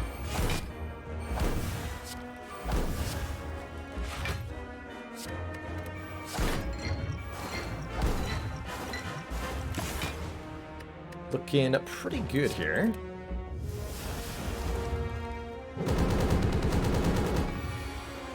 I do have Tori, that's true.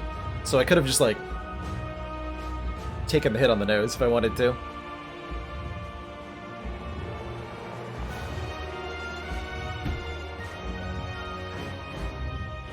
Hey, Flying Neil, we are currently trying an ascension climbing challenge that I'm calling the Ladder Strike, where the goal is to beat the heart on every ascension level back to back from 0 to 20 is the current goal. And it is going okay.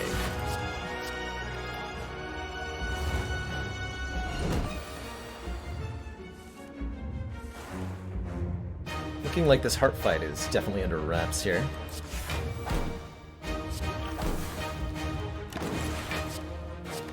Those two don't have free. I did check for 3 retain now. I remembered. I remembered.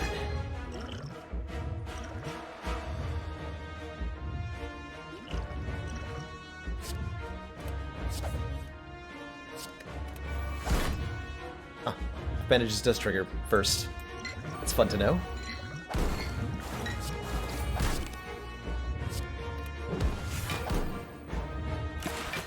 So Piercing Whale blocks next turn. Now that we have the artifact stripped off. And there's Nightmare Catalyst. I don't even need it though, but, you know, for funsies. Did I just retain well-laid plans instead of playing it? Yes. Because I could. Enjoy your 4,023 poison. Corrupt nerd of the Spire.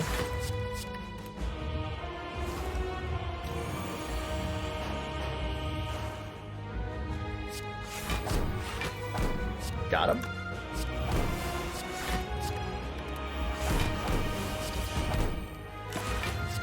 Got him. Boop.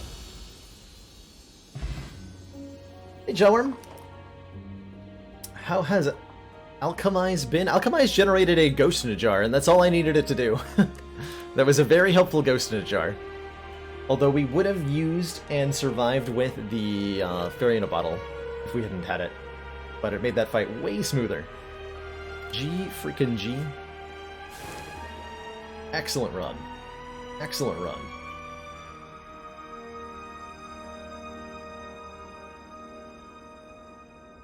Ghost in a Jar was from the shop. That's right, we used the Ghost in a Jar on the the other jerks. The guys that gave us the tough bandages. The orb walkers. That's where we used that Ghost in a Jar on. I forgot about it. Anyway, it made a Ghost in a Jar, and that's all it needed to do. Now what? Has it been done?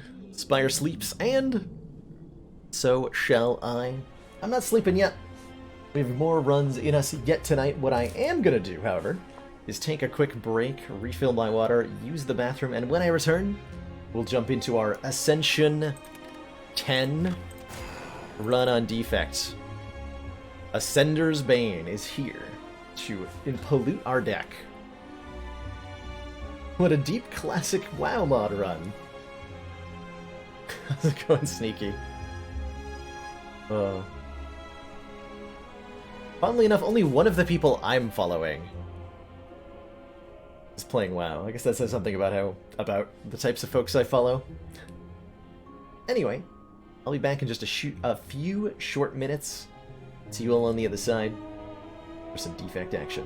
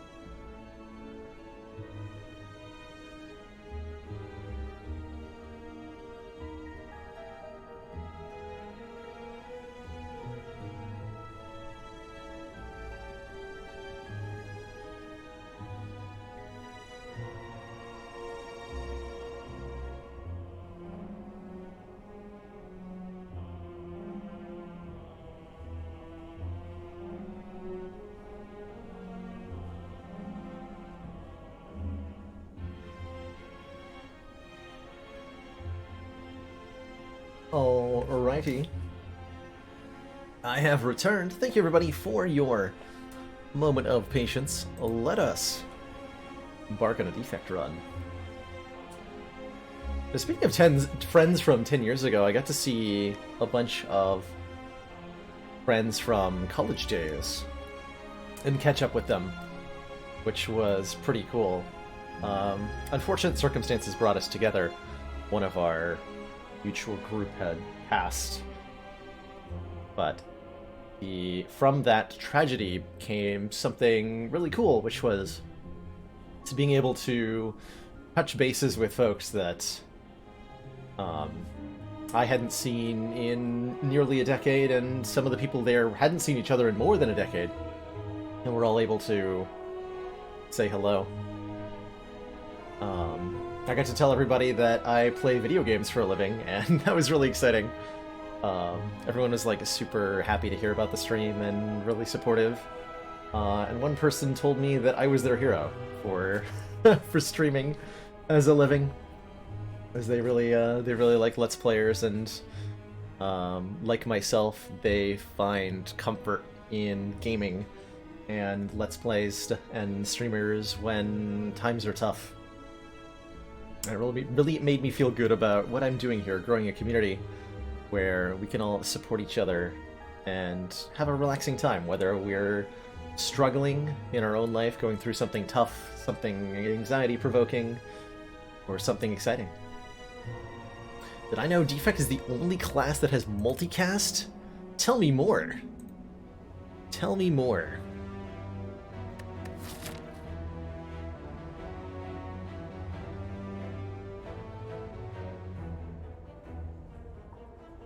But is it the only class that has the shovel? I'm liking this Act 1. We can do a more safer around here. Fire, Fire, Elite, Fire, Shop Elite, Fire. 2 Elites, 4 Fires, 100% Defect. What start bonus do I take? I don't think I take a random rare card or a random common, or 2 colorless cards, but I'm down to take either a common relic for an immediate boost of some kind, or a random boss relic for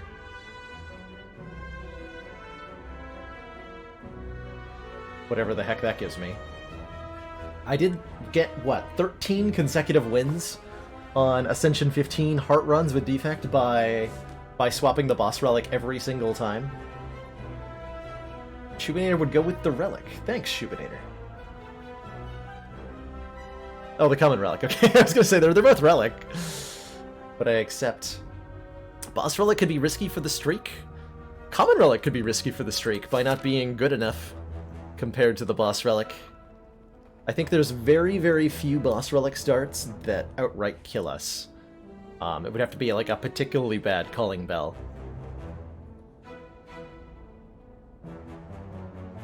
So I'm taking a relic. I have a pretty safe start. Boss relic. Coffee dripper, okay. Gain an energy at the start of your turn, we can no longer rest at rest sites.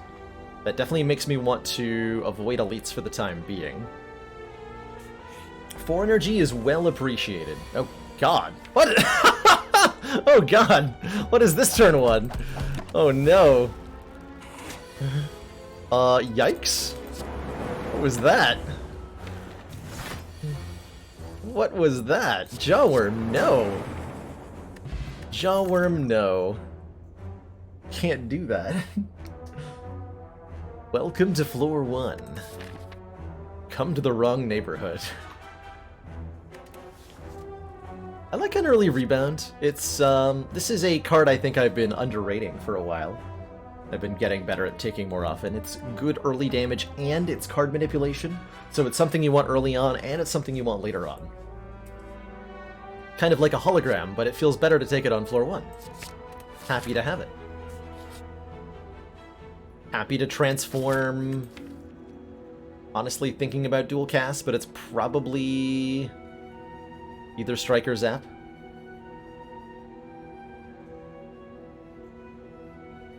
Thoughts on Overclock? Overclock is a good draw card if we can upgrade it. but only if. Cast gets potentially useful. Let's get rid of one of our strikes here. Okay, that is a much better card than we originally had. I'm glad I didn't lose Zapper Dualcast. Welcome to the deck, Electrodynamics. It's nice to see you, and I hope you enjoy your stay. Slime Boss. Oh, Slime Boss. We're gonna have a bad day today. And just like that, got a pretty heckin' good start. Try to draw defend next turn.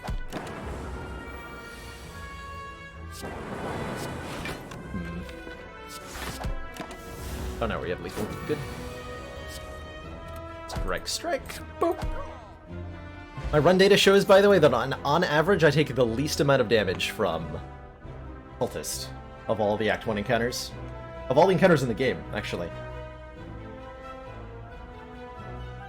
Excellent work, Commander. This council is pleased to see our continued support of this project has been worthwhile. Thank you so much for those 2 months Tier 1 support. I really appreciate those 2-month subs. It means somebody thought the stream was cool enough to continue supporting it, and I think that's a really awesome thing. So I truly appreciate that. 1 more month until that blue defect energy badge. Thanks for being a part of the Spire community. If I woke up tomorrow and I was in Electrodynamics, would I show up on floor 2, or would I really build suspense by waiting until floor 3? What I would be, Sneaky Teak, is I would be in this store, and I would be 1 gold higher than you could afford. That's me as Electrodynamics.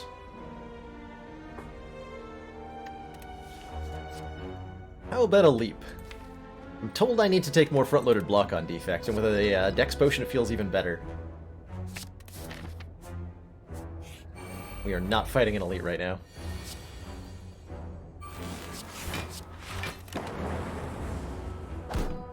If you has to ask, you can't afford me. Ooh, self-repair? Profit repair? I mean, it's gotta be, right? It has to be. Feels like it has to be. So that we can maintain our health despite being unable to rest. There's some argument for Barrage and Hologram. I'm going to entertain the idea of them for a brief moment before neglecting them. And taking the self-repair, and possibly upgrading the self-repair, in fact. Thinking very much hard about that.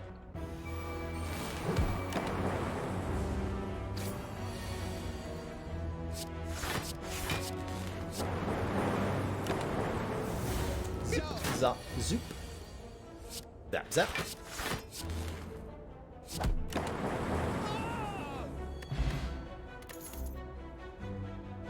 First Source of Frost or some more AoE? Cool-headed or Sweeping Beam? Both of these are cards that say draw a card, and since we already have 4 energy, we're very interested in both of them.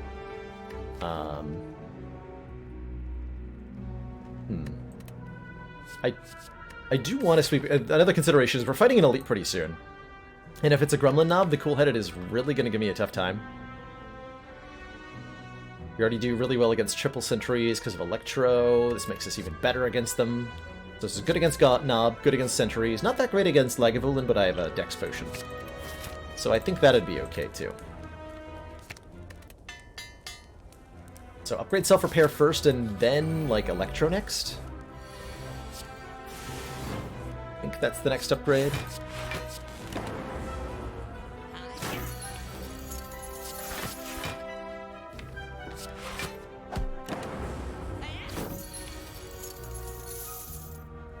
Damn it. With these fights, dang it. Supposed to gain health off these. Go for the eyes. If the enemy intends to attack, apply 1 week. Hello World is actually quite good right now. I don't know how long that's going to continue to be true, but generating a random common into our hand every turn is actually quite a lot.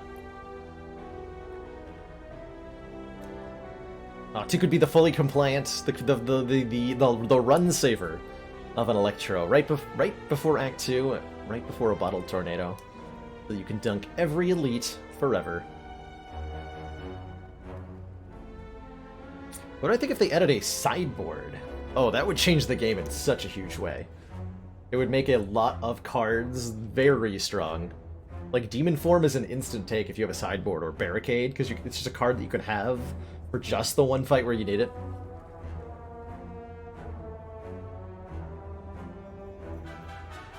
Yeah, the entire strategy of the game would revolve around having the sideboard.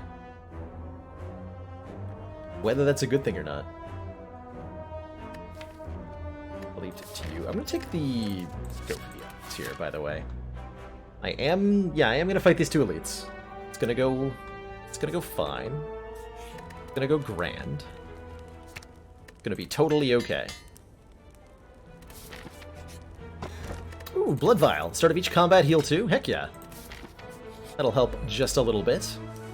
It's everybody's least favorite. Angry Man. Angry Red Abs Man. The Gremlin Knob. He's here. Make me very sad. Although I do block the heck out of him next turn. Do I need 2 liquid bronze? I think I'm definitely taking one more hit here. I'm just gonna use both these potions. I'm terrified.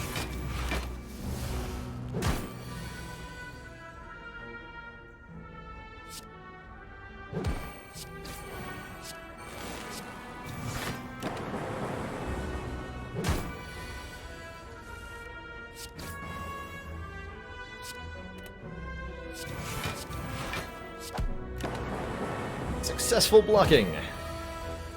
Okay, doesn't look like the Thorns Potion made a difference, but I didn't know that necessarily ahead of time. Ultimately, we come out of that with almost as much health as we went into it. We got a Letter Opener. Every time we play 3 skills in one turn, deal 5 damage to all enemies. And you know what? I actually support another Sweeping Beam quite a lot here. Some more AoE for us. To let us just cleave our way through a lot of the front-loaded fights in Act 1 and 2. Without polluting the deck, because we get to draw a new card. If we end up on 5 energy, which we're likely to do after the first boss here, I'll really appreciate having that. Yeah, Dicey Dungeons does kind of have that, right, Sneaky? And I felt like I'm only just starting to get to the point where the game is going to ask that of me, or that I'm going to get really, that I have the knowledge of all the enemies to use it. But there's definitely some enemies we've encountered that sideboarding is particularly useful for, like the guy who kills you in one hit after he charges up a 99 or something, in particular. Hey, Cryogy! No streak command, but you can see how far we are in the streak by checking out the current ascension level. I guess I'll add a best streak once we lose this, if we lose this. I have definitely sideboarded out damage types against enemies that I know are weak to fire in particular. Oh, what's a sideboard? So, great question. Comes from, I think Magic is where at least popularized the term. A sideboard is a subset of cards that you have that are not in your main deck of cards, but you are able to swap into your main deck of cards before a match. So a sideboard in Spire senses would be like right before an elite fight, we can like remove our leap and add in a ball lightning that we have in storage. It would make a lot of fights it would the entire strategy would change, like in Spire. Because you'd be able to like, in particular, you'd be able to take a card and just leave it in the sideboard. Without having it in the main deck. So you could do something like, if you see that early limit break, you can just take it and stick it in the sideboard and have no downside for having taken the early greedy pick. I think that's really interesting. And I think I want to upgrade my Go for the Eyes.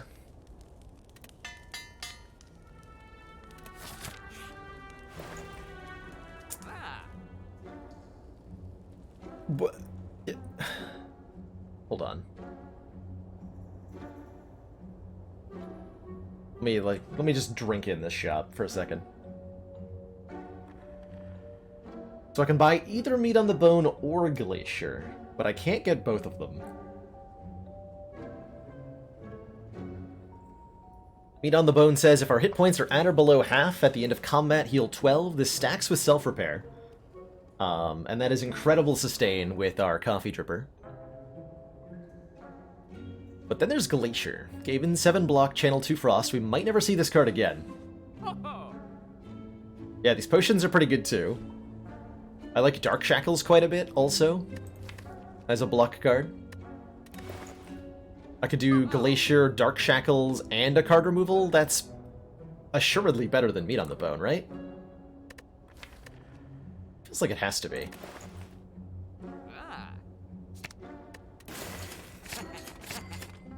Hope so.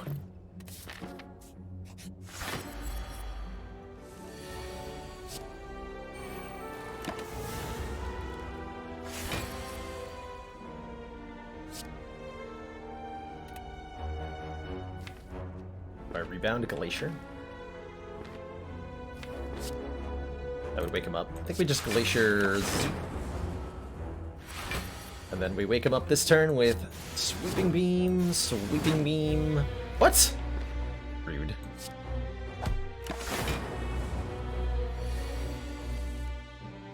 So rude.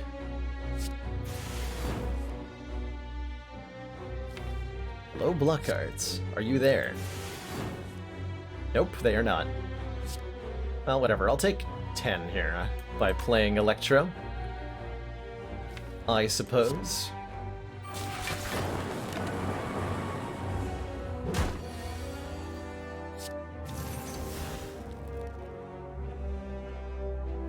Let's see, I actually don't want to play the Glacier here, because I want the Lightning Orb damage next turn. So I will not do that. But now I will.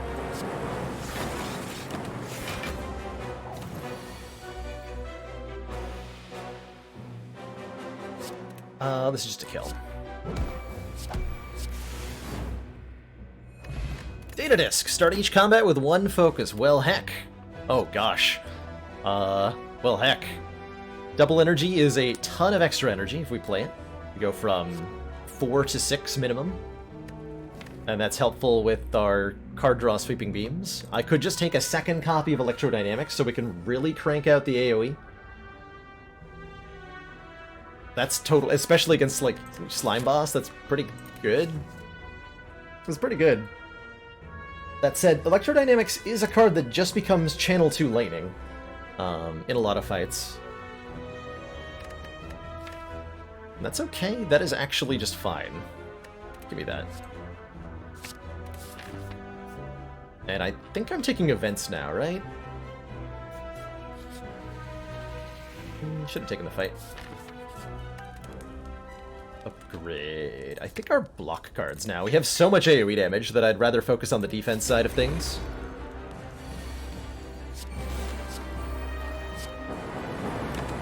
Please and thank you.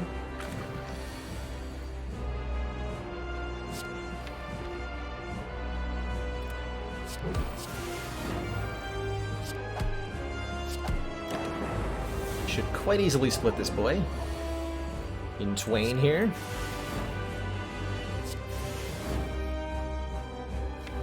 In twain, I tell you.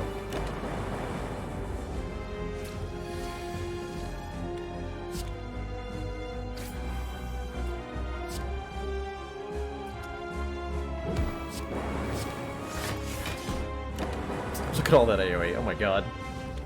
That's not fair. That's not fair at all. Good fight, Slime Boss. You did it. Echo Form? Feels like an Echo Form to me.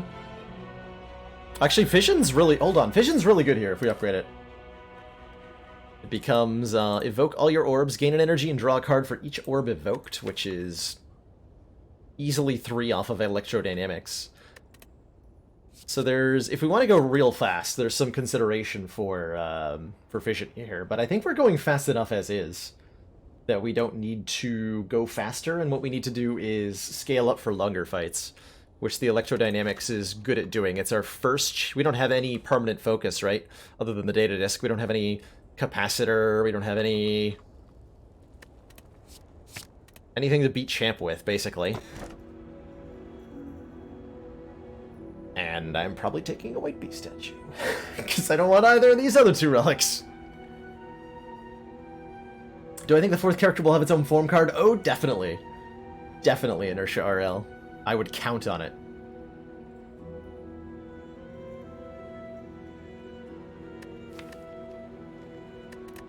I would count on it. So our options here are Calling Bell, 3 Curses, and 3 Relics.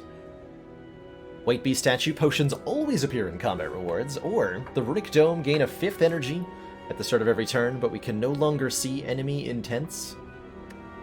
Don't think we need the extra energy at the moment, although with Echoform it is nice. Calling Bell is terrifying. Hasn't often worked out for me. I think potions are very reliable. Potions are very good. I'm happy to have potions. Especially like a dexterity potion, if we can get an ancient potion for the heart fight. That would be greatly appreciated. And I think I can get aggressive with the elites this act, especially with the potions I'm going to get. So I'm going to aim to kill the Burning Elite in this act. How well is that going to work out for me? Let's find out.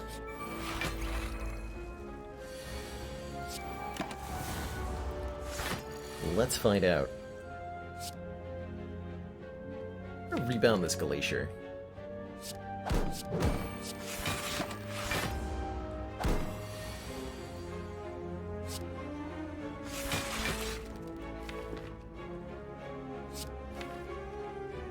See, I don't generate any block next turn. Unblock. Damn it. I also thought I had that full block. Whatever, we gotta self-repair. It's gonna be fine.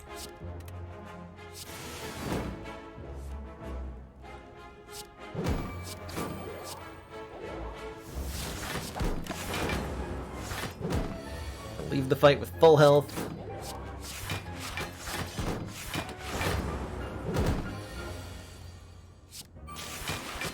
No one can laugh about the stupid thing that I did. Ever again. There, yeah, totally fine. See, full health. Perfectly played. No mistakes were made in the playing of this fight. Hey, do you know Champ dies to Dark Orbs? How about a Doom and Gloom Plus for 14 damage to all targets? Which we can double with Echo for him. This is great against the elites of this act, and we need a little bit more damage to all targets to be able to punish them pretty effectively. Happy to see it. A Baylor never misplays. That's right, BB Tech. But he does upgrade all his strikes and defends every time, because getting 4 defends upgraded is a huge deal for our survivability this act. And then removing a card. My god.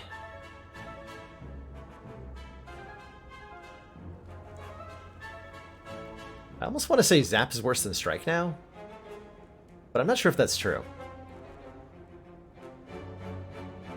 I think it is. Yoink! Also yoink? Also yoink. Why do I have 2 Electro? Redundancy! Redundancy is the answer. Oh, nice.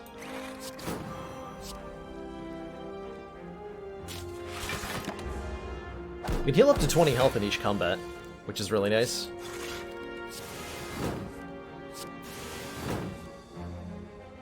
Or 10. I keep drawing into Electro like a dum-dum. Whoops. Streamer is bad at video game. News at 11.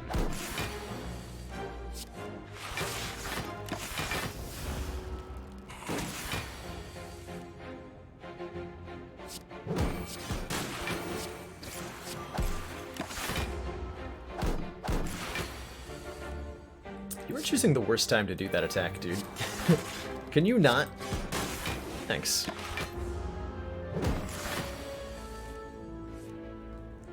AoEs and tanks.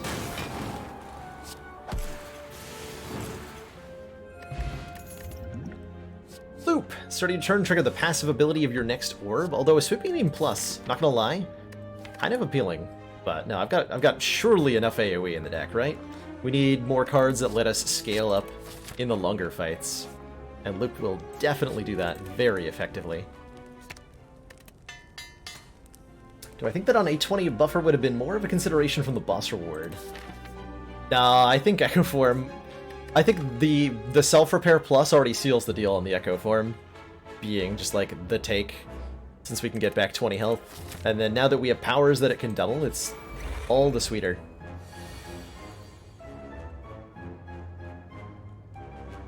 What is this turn one? Oh god.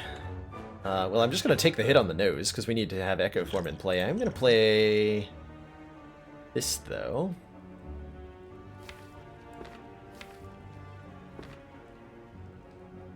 This blocks 7 damage, or I can get orb slots. Let's take the orb slots.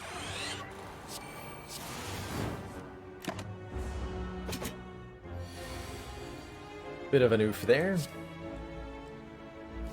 Extremely oof, actually. God. This is draw order. Terrifying.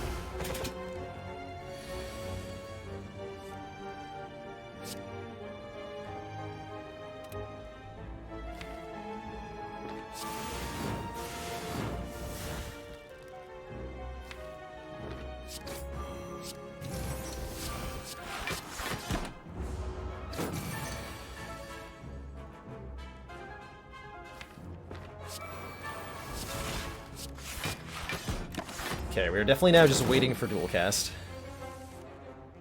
Or this works too. This will evoke every orb and do how much damage? All of the damage? All of the damage. And then we get 20 health back because this is a fair and balanced difficulty level. Or game, rather. This has nothing to do with the difficulty.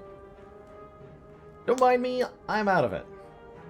Having multiple loops in play, you trigger the next orb multiple times. Or the front orb multiple times, Petroleum. So if you have 10 loop, you'll trigger the front orb 10 times. Which is crazy lots. Do I want a Compiled River? Our card draw is very good.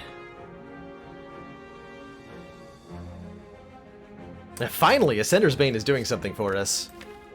It makes these Sweeping Beams quite a bit better. I think I will take one Compiled River. Just one. We're gonna go ahead and upgrade our loop so that we can make that way frickin' stronger. Runic Dodecahedron. Interesting. If you are at full health, which we have quite a bit of ability to be at, gain an energy at the start of our turn. You know what?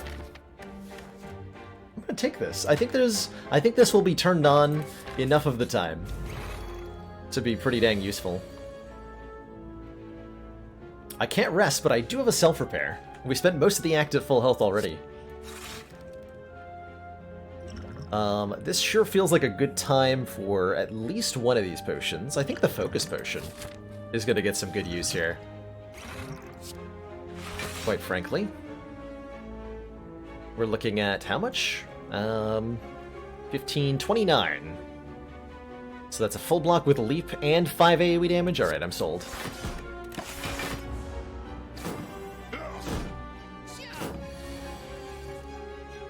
Tell us a joke.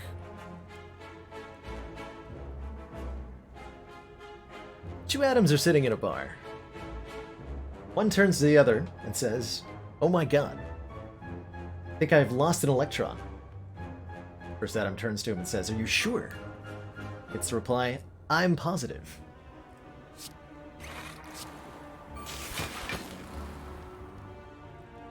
There, now that I've told my worst joke, surely I will never be asked to tell one again. Let's see, 29. Get zapped on, nerds. Boo this man! Boo. I actually have I have a screen cap. Who was it that said this? Let me take out my screen cap, by the way. My proudest joke reaction that I've ever gotten. It was Metatron who said this. There, let me just pull this on the screen.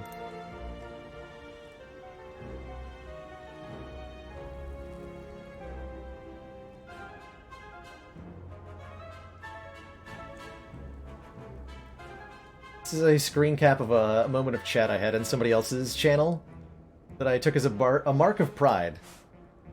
That what I'm doing is the truest, just and noble cause on the internet. Telling terrible jokes.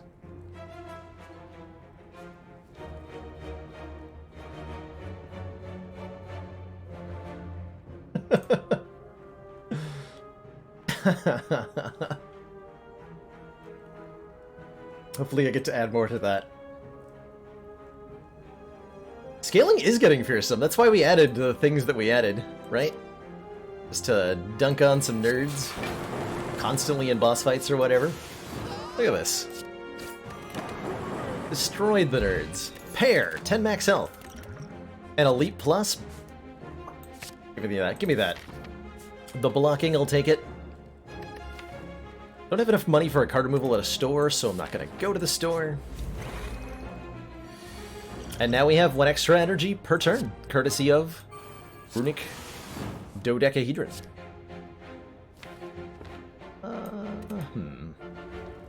Frost Orb in front getting looped, Dark Orb in front getting looped. Sure, it'll be fine.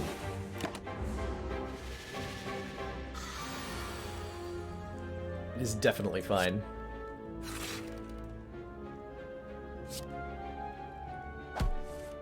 Oh my gosh, Snecko, you're so kind. Please continue to be the best Snecko that ever was.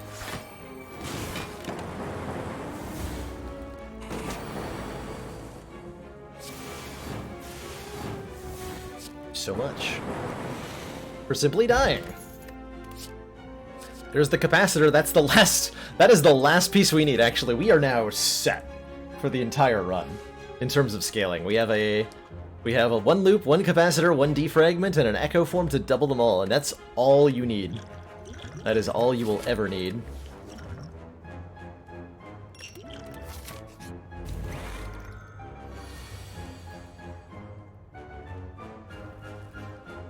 Oh, seems like a good enough time for that block potion.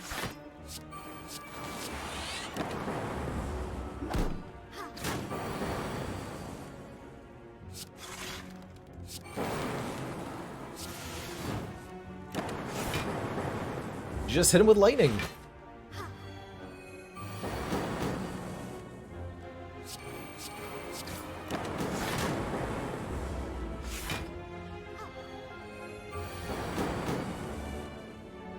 Oh, this has been a good fight to demonstrate something, by the way.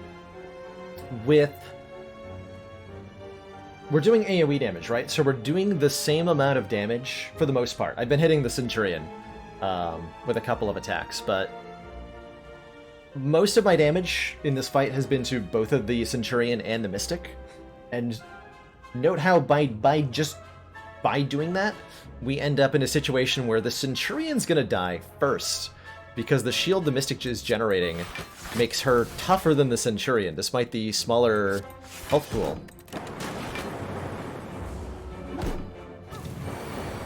So while the sets fight up to make it look like the Centurion is going to be hard to kill with a healer in place, the Centurion is easier to kill. Go figure.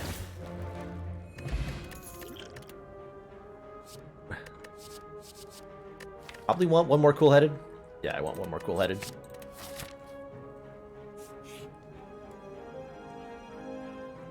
Just take a look at some potions. Take a block potion or a weakness potion. Alright, Book of Stabs. Bring it.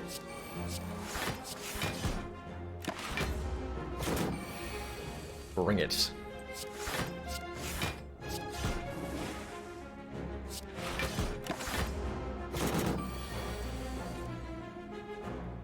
Boy, this is getting brought to the book by me.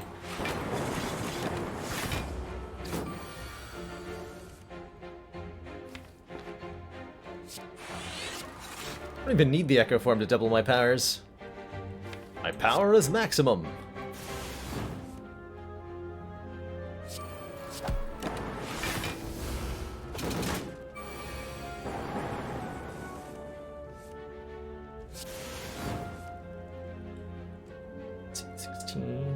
Almost a full block. Almost does not count, though.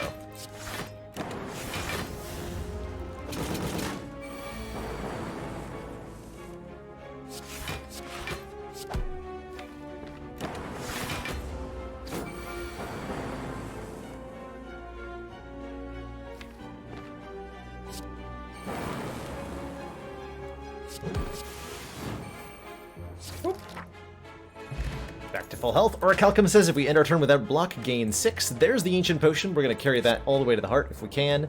And a Static Discharge feels kind of unnecessary, but also really strong. Kind of unnecessary, but also really strong. Do I take it? I guess is the question. Do I take it? Already upgraded.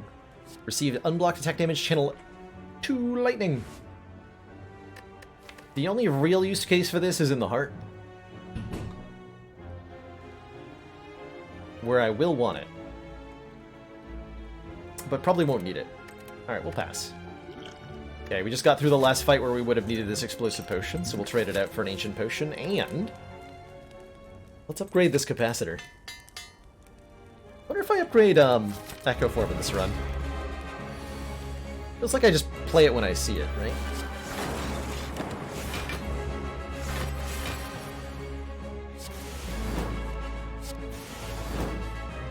Like so.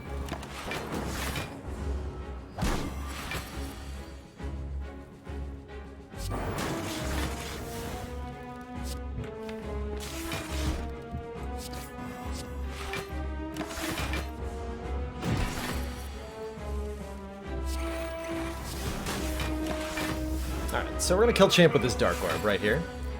And it's gonna be very easy.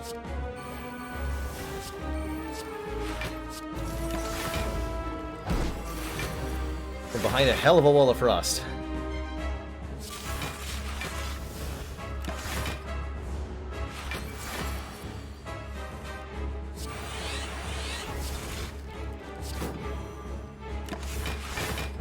Yeah. Rest in pepperoni, champ.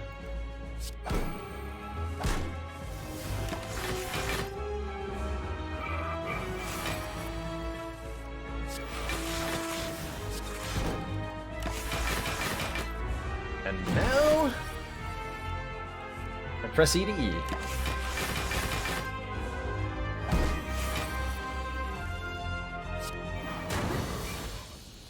Good fight, champ. You brought it. Rate of AI, Hyper Beam, Meteor Strike. Interesting. Yeah, all we need to complete the Echoes of Calipers. I'm wondering if we need any of these cards. Creative AI is nice to scale up with, but we like have all the important powers already.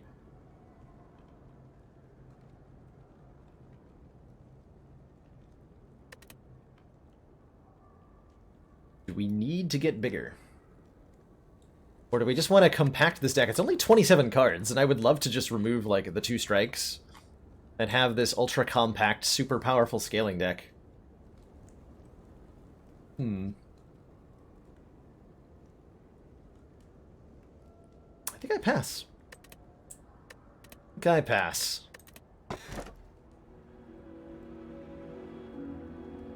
Runic Pyramid, huh? I was gonna ask, do I upgrade the Echo Form? The answer is yes, I do. Because we're taking a Runic Pyramid. Which is at the end of your turn, and you no longer discard your hand. You could also take the Eternal Feather, heal, depending on our deck size, whenever we enter a rest site, which would be nice with the Dodecahedron. Or the Nuclear Battery to channel a plasma at the start of each combat that we quickly lose, because we channel a lot of orbs. Pyramid is ridiculous. We get to hold on to powers so that we can double them. Yeah, we get a lot of control over what's getting doubled by Echo Form. It's very unfair, actually. It's extremely unfair. I like this 3 shop route. Do I just like remove 3 cards to the deck by going to 3 shops, or do I take some question marks? I think I take some question marks. Go to 2 shops. Upgrades from now need to be on Echo form, and that is basically it. That's all I need to upgrade.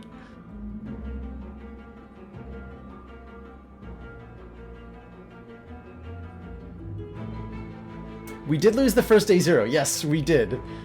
In my defense, I was having fun with Snecko-Eye Triple Grand Finale. And I got to the heart and almost beat it. But I didn't.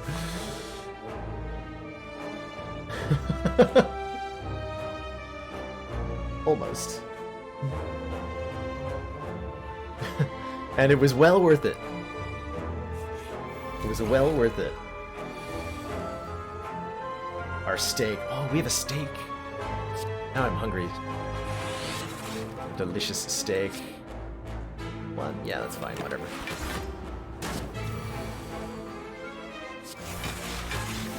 Aha! Blocking! It's like being able to hold on to defragment to double it. Oh yeah, this is very strong things deck right now.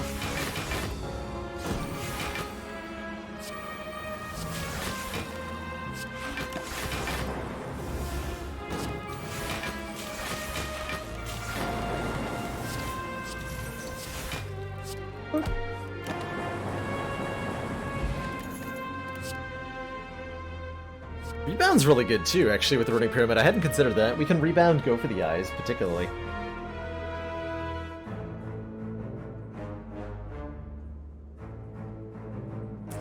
I'm talking about the very first run of the Ladder Challenge, Bunny, which was a Ascension 0 silent run that lost.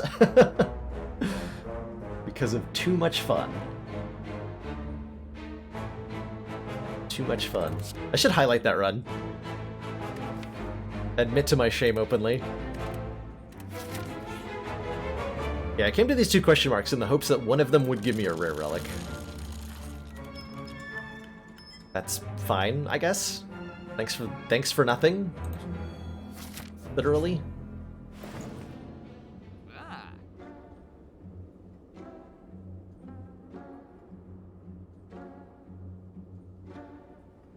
Potion Belt seems really good with our White Beast statue. Did the Orb Walker scale infinitely? Yes, FPM. Almost every enemy scales, well, not infinitely. They scale up to 999 strength, at which point they'll be dealing over 1,000 damage a hit. Enemies cap at 999 strength, just like the player does. But all enemies that scale strength do so repeatedly, infinitely, all the way up to 999. And will continue attempting to scale beyond that. I have played Darkest Dungeon. Yeah, I have. Thought it was okay. I'm not the biggest dungeon fan, but it's a pretty cool game.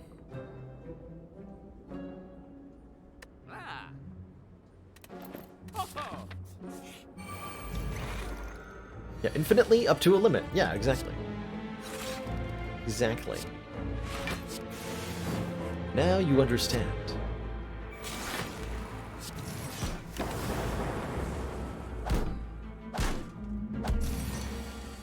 It's exactly 1 self-repair. Perfect. I shall not let... is that gonna kill him? Yes.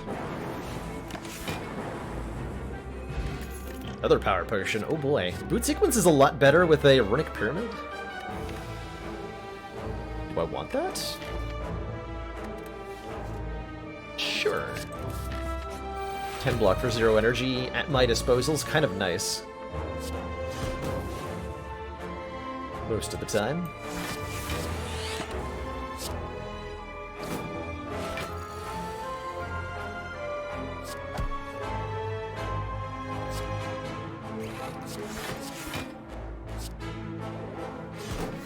Just playing that for the letter opener proc there, because I don't think it'll be particularly useful in the combat.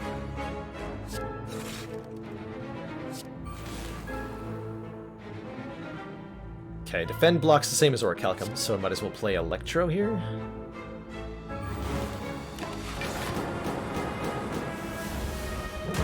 Take 11 damage, and fail to be at full for the next fight. A travesty. Total travesty. I saw that run, Sneaky. The old Nightmare Bandage Up Infinite Heal combo. A classic. A classic. Oh, I have Blood Vial. True fact. Totally forgot I had that. Do I want Cold Snap? Not really. Not really. Let's upgrade our Echo form. This way, if I draw and I can't play it, it's no longer a disaster. It just stays in the hand. Losing that ethereal property. Of course, I can just play it. That's fine, too.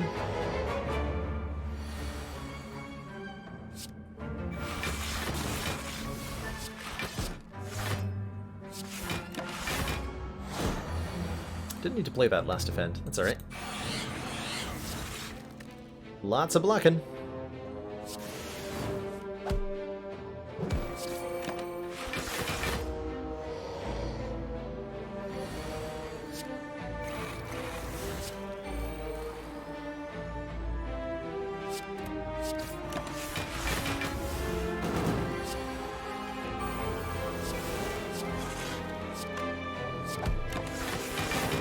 And now we wait.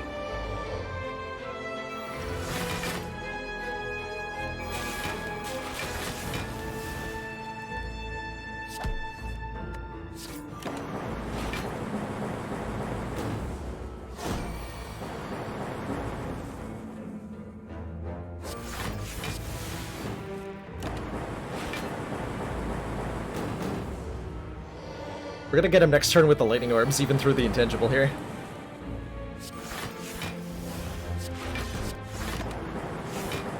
Too much zapping for Nemesis to handle. Oh, Smiling Mask right before 2 shops. Says our card removals are now 50 gold. That's actually kind of useful, not gonna lie. Do I dare just like take triple Dex Potion into the hard fight? That's a lot of dexterity. That is a lot of dexterity.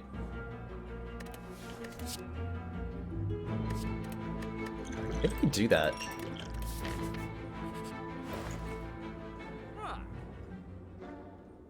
Not gonna say no to card removals. Am I gonna say no to a second defragment? Hell no. Welcome to the deck, second defragment. Yeah, rip medical kit. Sad but true, it's gone. Shall never see the light of day again.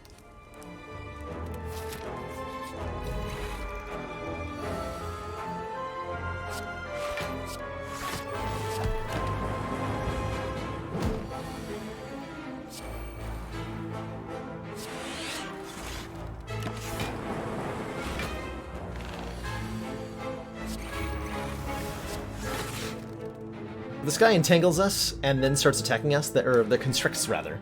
That constricted debuff says at the end of your turn take 10 damage, so after that debuff's been applied, remember to add to this 25, the 10 damage from constrict to find the total you need to block every turn. So 35 is the number to shoot here. Shoot for here, so with our 28 block, we're not full blocking, we need to play another block card.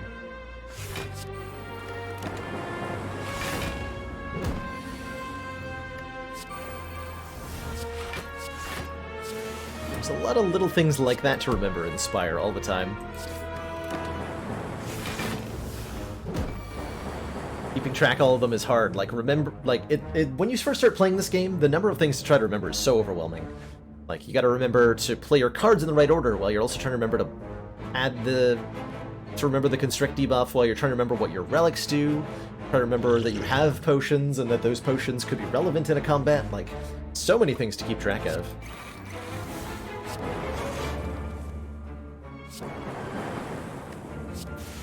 But focus on one at a time. That's how I got there. This is just a bat block card. I don't think I need any of that. I think think the 4th character will bring back the battleship. I hope so. I hope so. Okay, I don't have 50 gold, so let's take an upgrade. and by upgrade I mean a red key, instead of going to the shop. We'll fight the Reptomancer because I am not afraid of no snakes. Not even a little bit.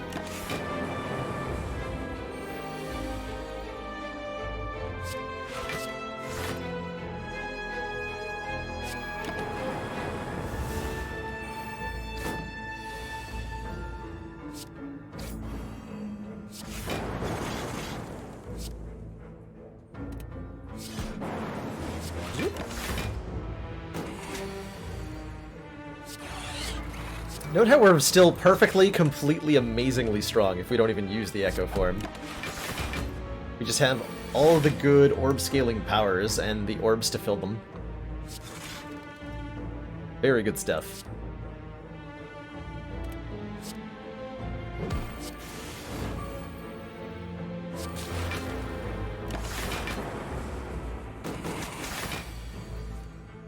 In fact, I'm not going to play this Echo form just to spite Reptomancer.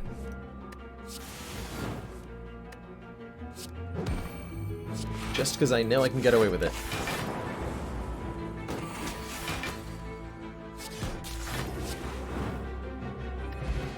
For paint, we'll upgrade 2 random skills. What are they?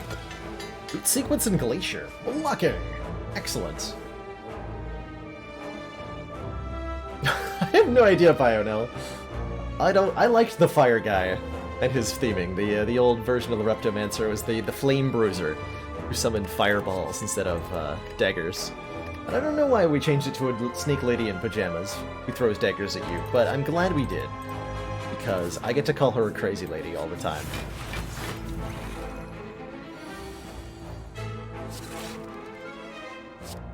She is most definitely crazy.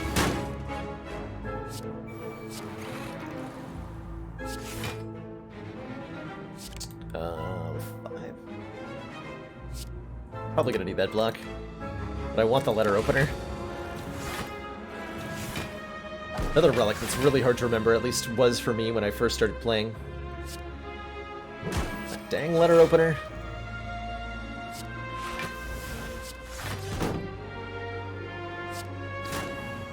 Let's see, how much is this? 22, 37, covered.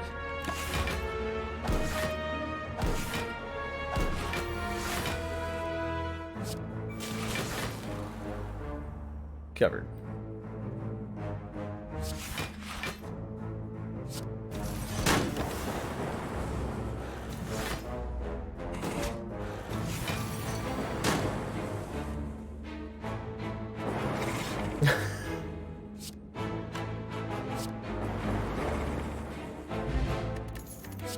Can't argue with that, Naj.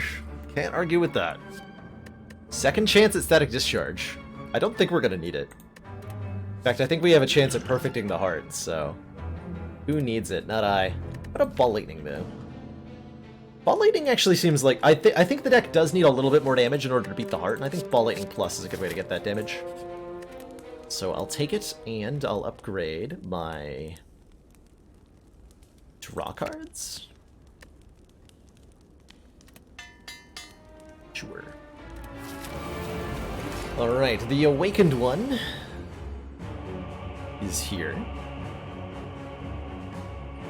Awakened one gains 1 point of strength every time I play a power, which is going to be quite a few times in this fight. Quite a few times indeed.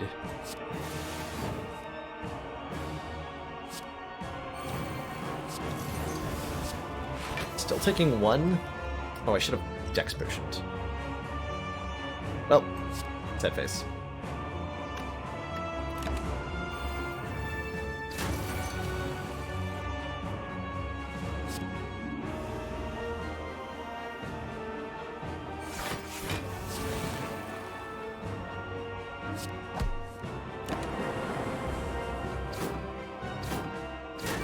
It's okay if we take a bit of a hit point loss in this one.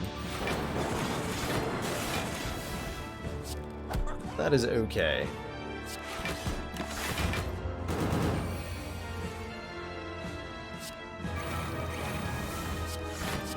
Every power we play is going to cause us to gain more defensive power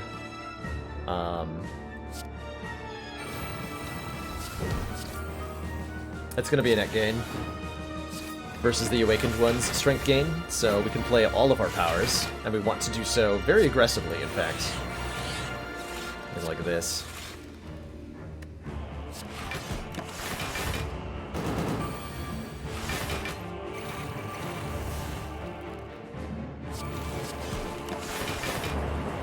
And now total safety.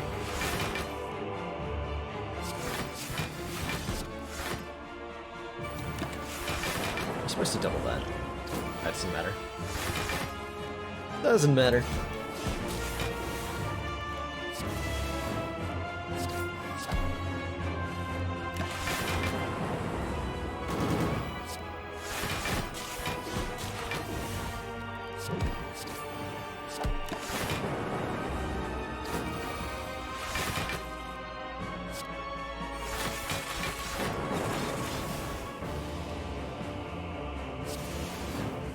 Put the Dark Robe in front.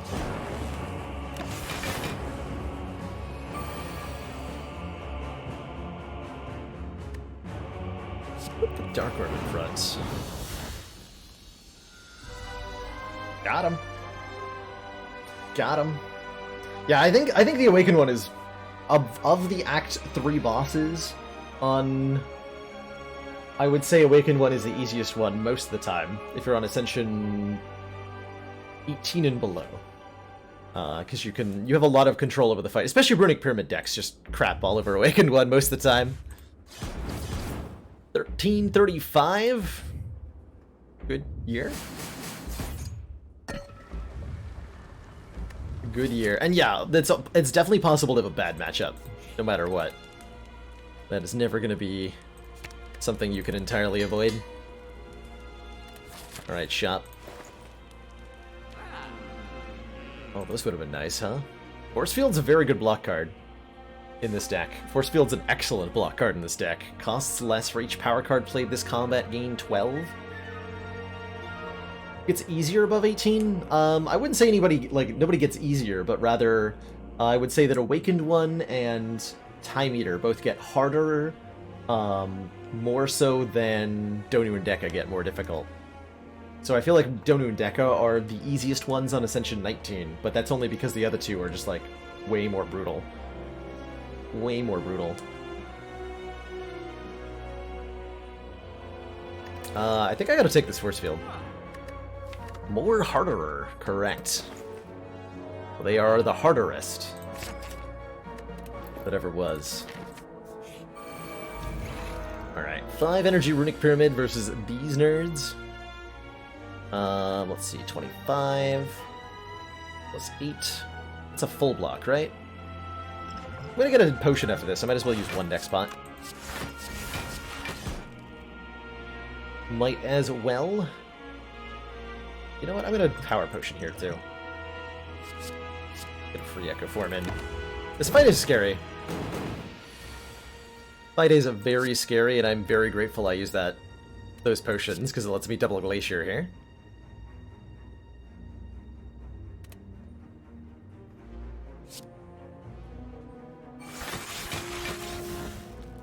To basically full block.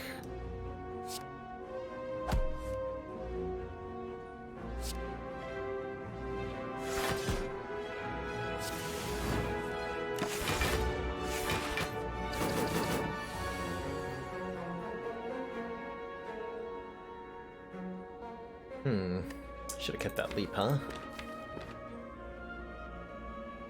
Could double defragment.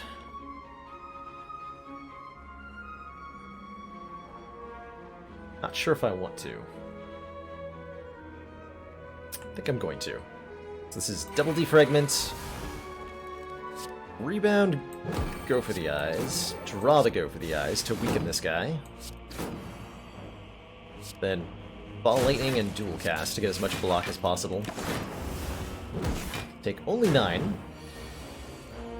And we're relatively okay from here.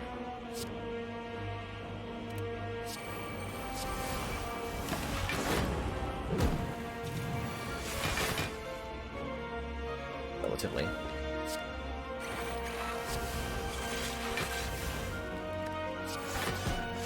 Yeah, I think we're okay from here.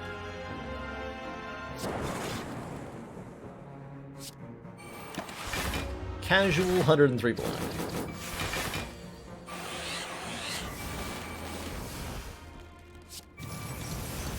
Have fun, nerds.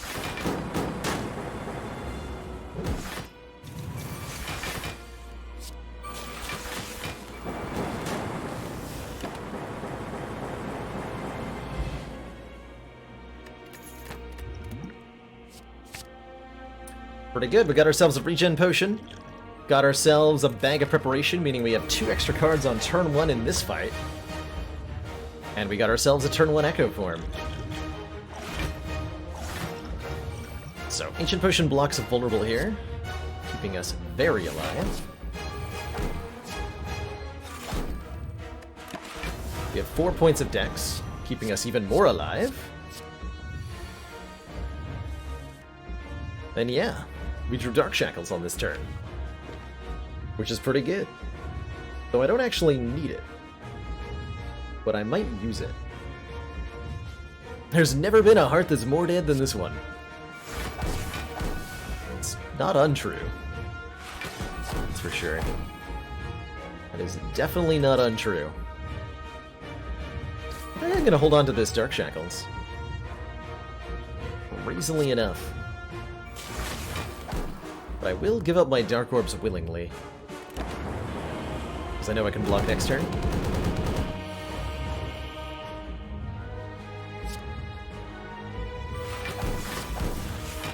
Beat of Death is 1, so after every time we play a card, Heart deals 1 damage to us. Which is way more manageable.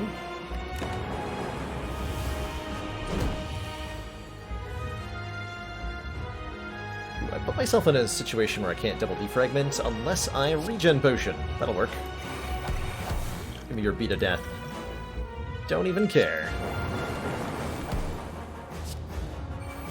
It's getting stuff out of our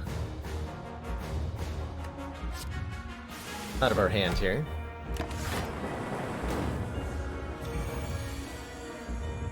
Perfect.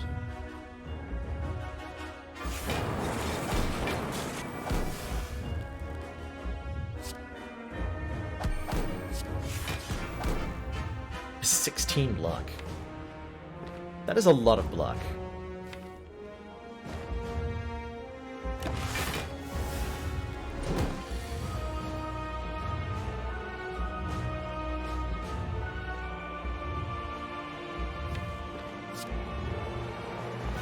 I think again we want to take some damage here, which we'll get back off the regen potion to set some of this stuff up. That back on top. Get slimed out of here.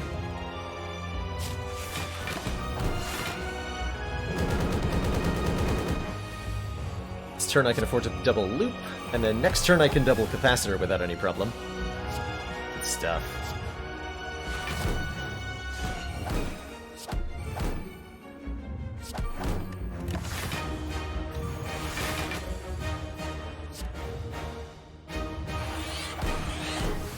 Behold the power.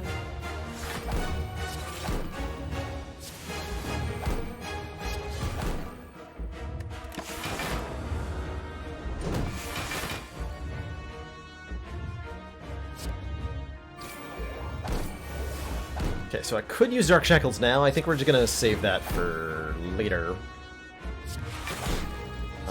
Right now I'm actually worried about getting damage out as quickly as I can.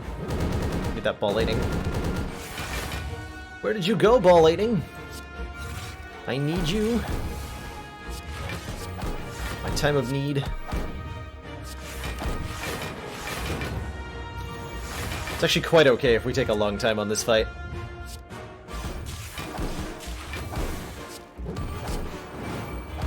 Go ahead and rebound that.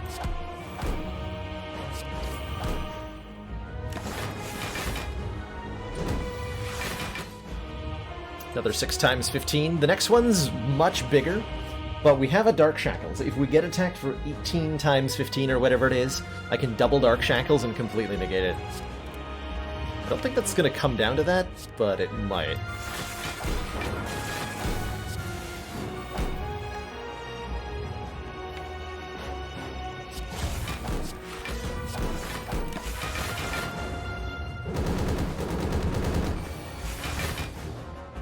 No, it shouldn't come down to that.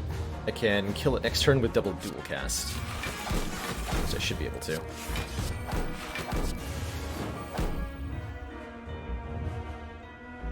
So next turn, we're gonna apply 4 loop.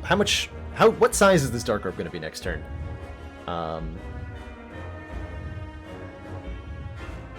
It'll be plus 75, so it'll be over 100. Okay, so double dual cast just kills next turn. Just kills next turn. How can one not go on a tangent? I'm such a focused individual. I often have to like remind myself to look at chat and not get sucked too deep into the run.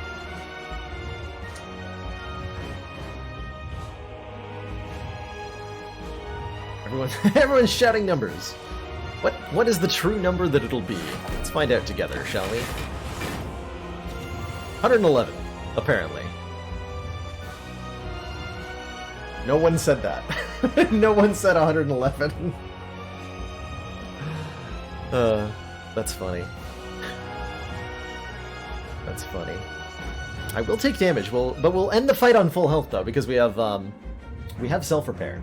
And we already took damage, so we're not losing perfect. But I could, in theory...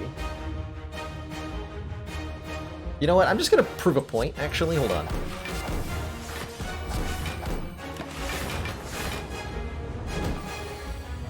Which is that this turn is totally survivable for the deck.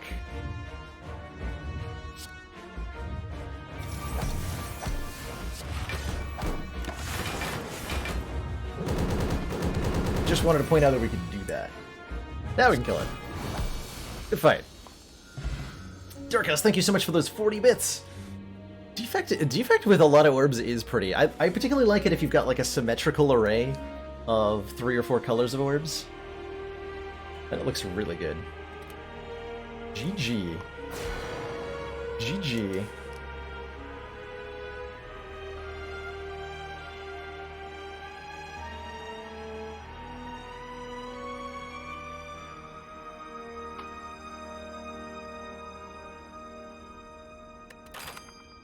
Defect beta card art unlocked.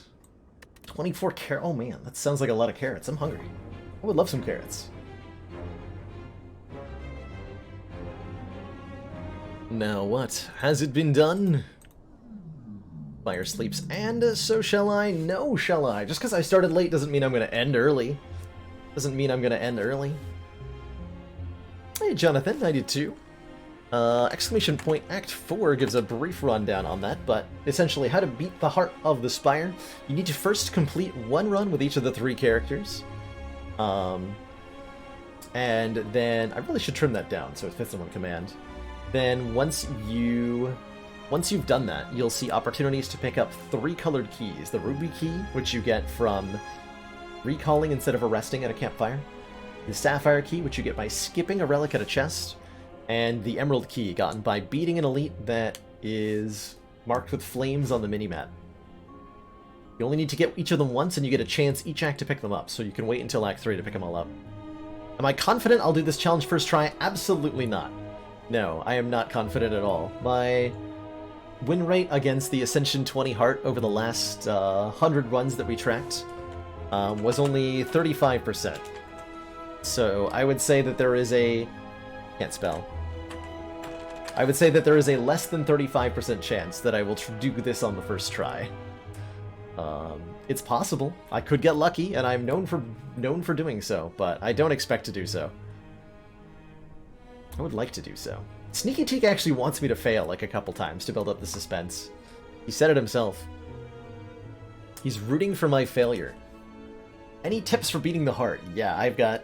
That's kind of what I've been trying to learn how to do reliably for a very long time, but simple tips for beating the heart are take lots of elite fights. You're going to need a lot of relics, and it's okay if you die early in a run. trying to get stronger to beat the heart. It's going to happen sometimes. You'll die in Act 1 or Act 2 making risky plays, but you do on some level need to do that. Make sure your deck has a good, consistent damage output. You won't beat the heart with overly defensive decks. You need to be able to block well, because you're going to take a lot of damage. But you need to be able to crank out a lot of damage, because on turn 12, I think it is, that's when the heart attacks for like 18 times 20, and there's nothing you can do about it, really, barring some particular shenanigans.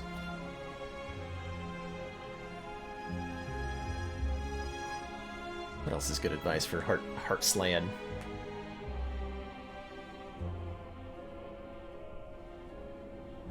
Use your potions. Potions make such a huge impact on that fight. In particular, ancient potions, weak potions, ghost in a jar, focus potions, and power potions are like really premium going into the heart fight, and they can definitely. I mean, Jorbs makes all that information completely public, Valeric. It's there for you if you wish to look at it.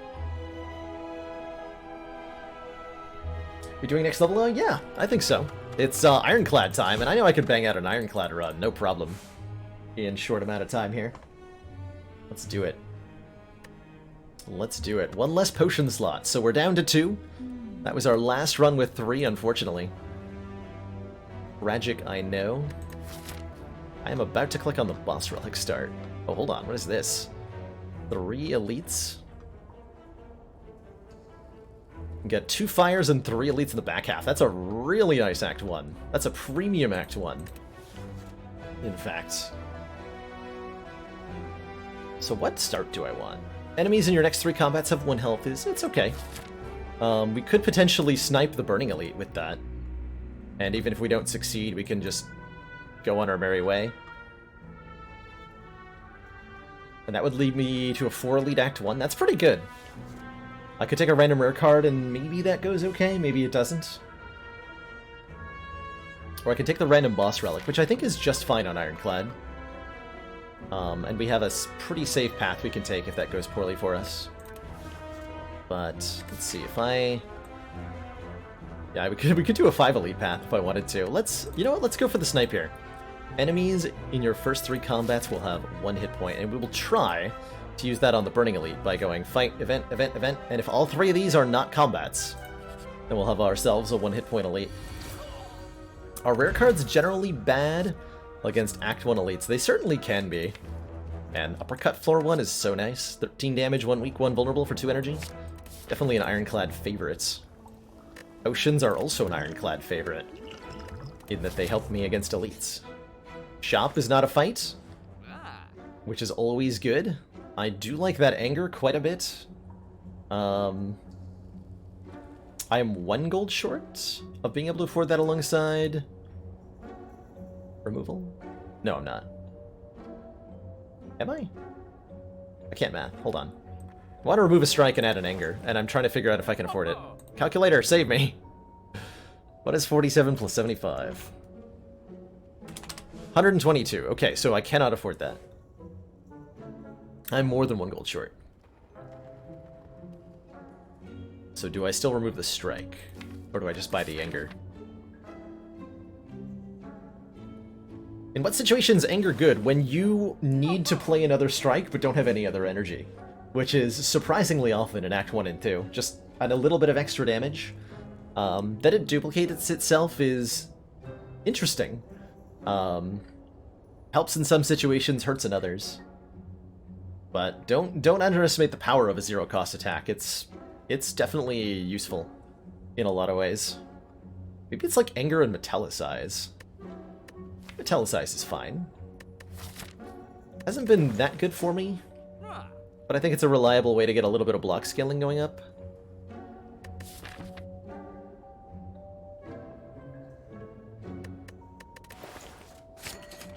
I'm going to choose to incorporate these 2 cards rather than removing 1. We'll see if I regret that. Okay, no snipe on the elite. It means we're probably not fighting it. Headbutt versus Ghostly Armor. Fighting Guardian, so I'm more inclined to take block cards. much more inclined to take block cards. Ghostly armor.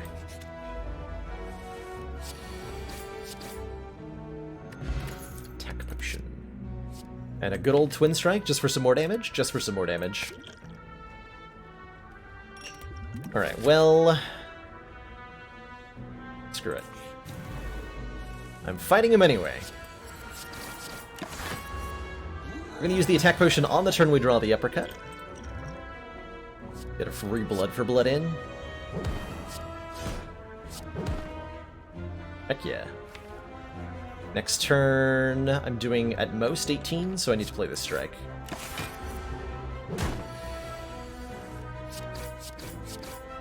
And so dies the Burning Gremlin Knob, and we get ourselves a Centennial Puzzle. First time we lose health each combat, draw 3 cards. And if we want some strength, we can get it here in the form of Inflame. We have Twin Strike, we have Anger, so that makes strength pretty good. I think I just take this Inflame, and we use that as, like, momentum to maybe fight...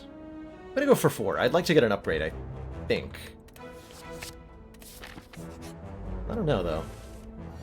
Might just be strong enough that I fight all the elites.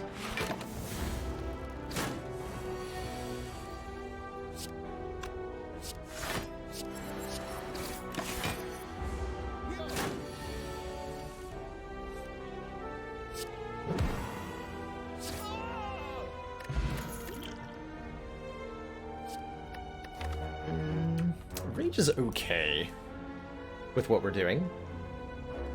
A free block source. We would need a bit more card draw, although the Centennial Puzzle helps a lot in making this viable. Someone explain Rage to you. If you have a lot of cards in your hand, then Rage can be very good.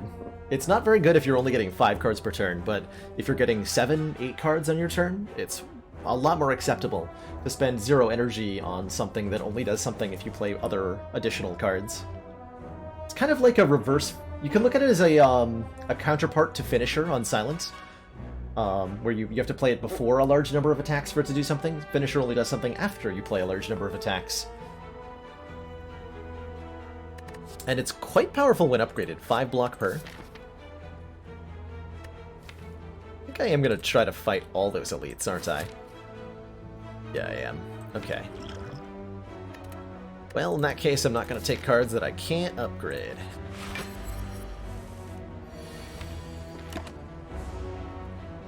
Lagavulin will peacefully stay asleep for up to 3 turns. I was supposed to play Bash then. The Inflame, and I screwed it up. Yeah, I definitely screwed that up. Curse me for being bad. Could have dealt 8 more damage there.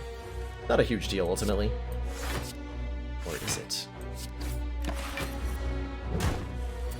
Felt like that was where I was supposed to use my Dex Potion. Still feels like it is. Definitely still feels like it is.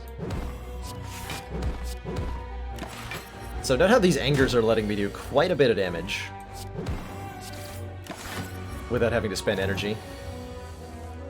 That was not the correct place for the Dex Potion, by the way. Bottled Lightning. Choose a skill card to start with in my opening hand. That's unfortunate, because I do not want any of these skills to be in my opening hand. Not even a double tap. Rage does not get doinked by Frail. Rage bypasses... It doesn't get affected by Dexterity, doesn't get affected by Frail, doesn't get affected by no block from Panic Button. Infernal Blade in your opening hand? Like, it's okay. It's okay. Nice against Knob. You know what? Why the heck not? Ah. Dead Branch. Whenever you exhaust a card, add a random card into your hand. I had a feeling like fighting 5 elites was going to yield a Dead Branch. Like, we're going to get so many more relics, right? It was inevitable. It was inevitable. A free Heavy Blade. Heavy Blade's pretty good.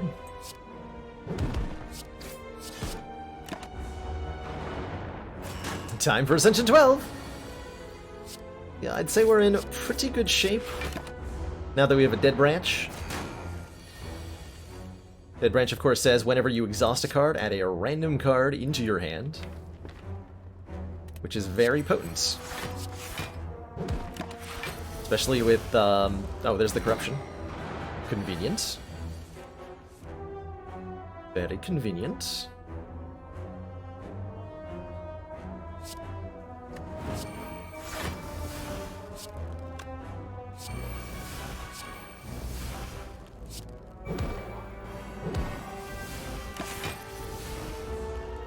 That worked out a little too well. As usual. As usual.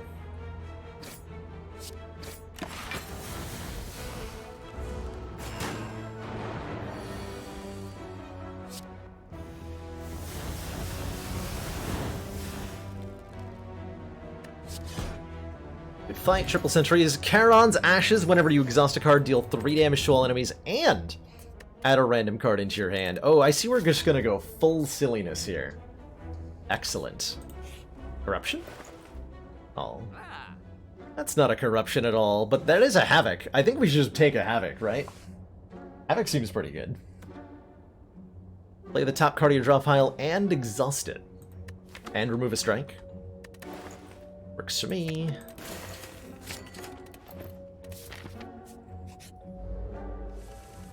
Would Uppercut have been any better or worse if the order of weak and vulnerable were swapped? In that specific situation, no. Generally speaking, not sure. Not sure.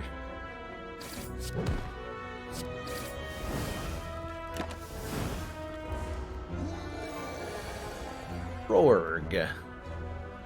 Went to the Gremlin Knob.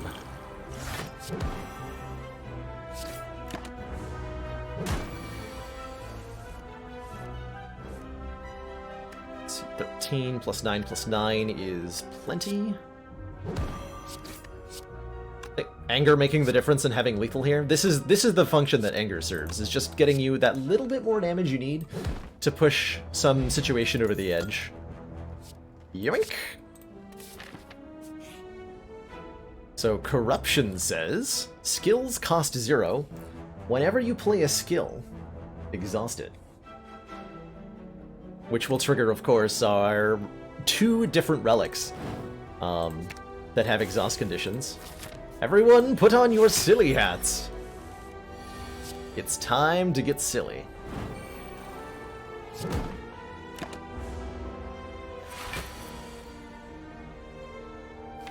It's time to duel.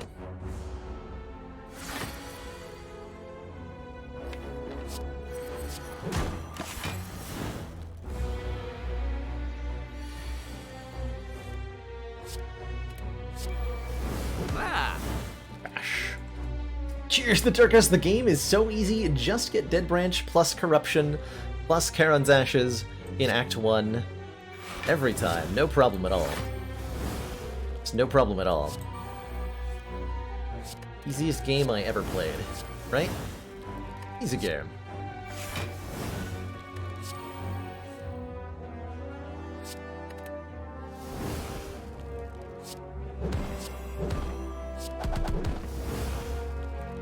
Could keep going.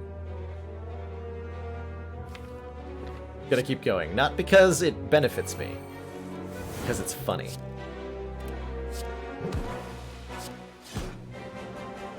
Got him. Happy Flower. Every 3 turns gain an energy.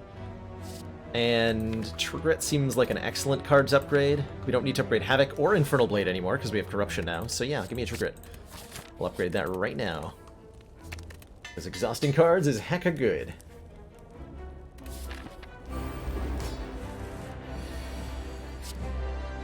Just take a Runic Pyramid now and throw the run. We're all about the Snecko, I know. This is a Snecko.deco. .hecko. Destroy. Destroy. Don't mind if I do.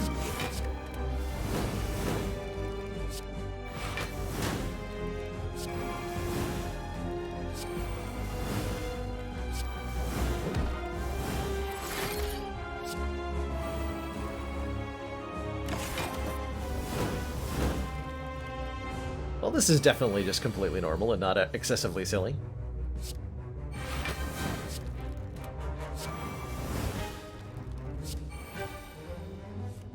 Oh, nothing wrong here.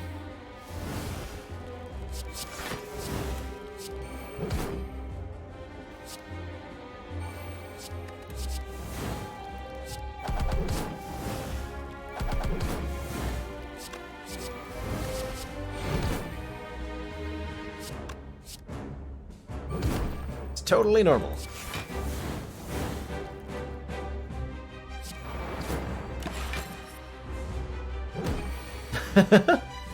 If this is your first time seeing Dead Branch plus Corruption Nia Traps, then congratulations and enjoy the show.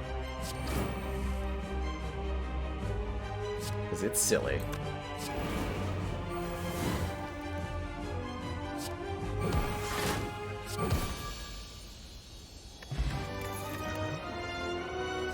Fire with Dead Branch, and Charon's Ashes. Exhaust all cards in your hand. Do 7 damage for each exhausted card. It's like Immolate, but better. But better. We could Limit Break for some extra strength, but there's no way it's anything compared to this Fiend Fire.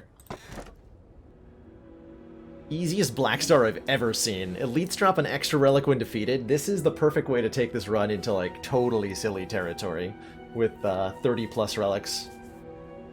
We just fight every elite we encounter. Could take a Lizard Tail. When we would die, healed half health instead once, or Astrolabe, transform and upgrade 3 cards. We would upgrade like 3 strikes, I guess. Doesn't matter too much. Let's get the extra relics. This is not silly already, not silly enough. Alright, from now on our pathing is always through the most elites. I think that's the only fair and balanced way to do this. So 3 this act. And I've got a couple different ways I can do that. 1, 2, 3, and 2 shops and 2 fires, or 1, 2, 3, and less than that. Okay. Just want to remove strikes at shops mainly. Question mark. Why am I being damaged on this turn? It's unacceptable.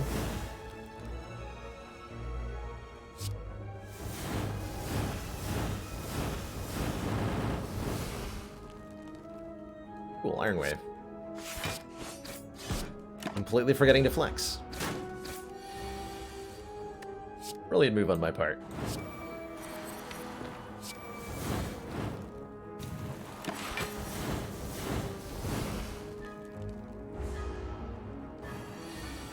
No Pain is just kind of unfair.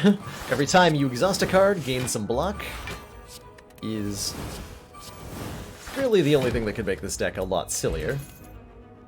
Second backup Corruption, so that we can always get into play nice and early? Sure, why not? Why the heck not? Do I just buy the bomb now that I have 2 Corruptions? I think I just buy the bomb now. Like, the safe play here is remove card, but what I want to do is buy the bomb. It's a skill, it's 2 cost, and it says at the end of 3 turns, deal 40 damage to all enemies. And it's gonna blow this run wide open.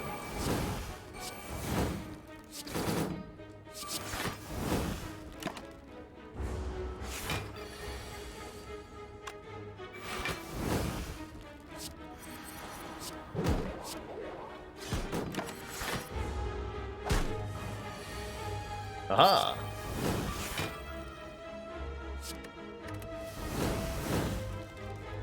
Well, that was quite the turn. Or quite the draw. Let the bomb do some work, though. Kaboom! Bloodletting is like a mini offering. Because of Centennial Puzzle. This will draw me cards. You know what? I actually quite like that. I quite like that. Long line of hooded figures can be seen entering a cathedral. Oh, we can definitely make this run sillier. Let's get a Ritual Dagger. Ritual Dagger says, deal 15 damage if this attack kills an enemy. Permanently increase the damage of this card by 3. Sure. Why the heck not? Why the heck not? Caca! I'm gonna go this way now.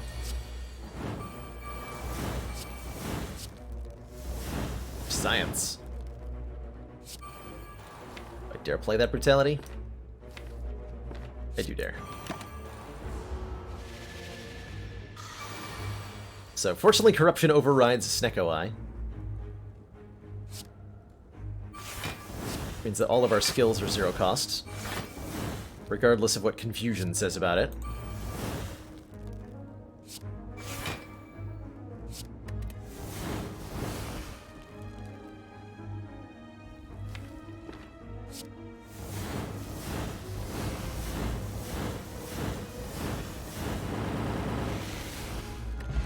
I meant to dagger that thing. I thought I did the math right. I did not. Whatever. I'm upgrading the Ritual Dagger, so it upgrades by 5. Does Exhumed get generated by branch? It does, and it does do the thing that you want it to do. Off of,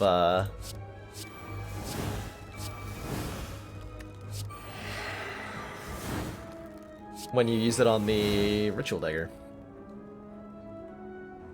It does the thing.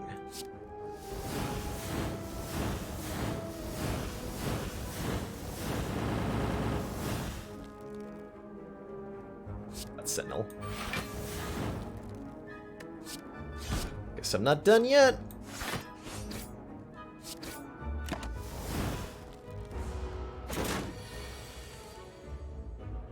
Huh. That kind of hurts.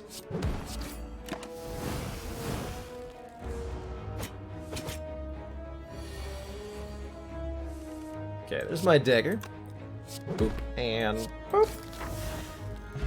Get ourselves a Vajra, start combat with 1 strength, then a Frozen Egg that says, when we add a power to the deck, that power is upgraded. Exhume is incredible here. Put a card from your exhaust pile into your hand.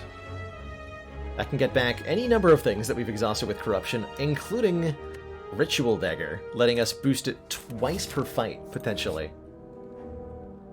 Fights? Heck no. Only have 3 strikes. Get out of here, nerd.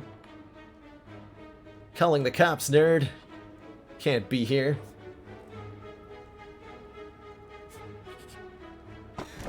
Anchor. Start combat with 10 block. Heck yeah.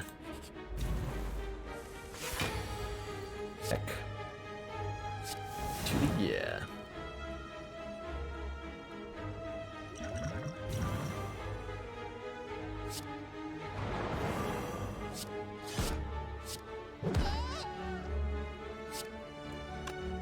Got booped on.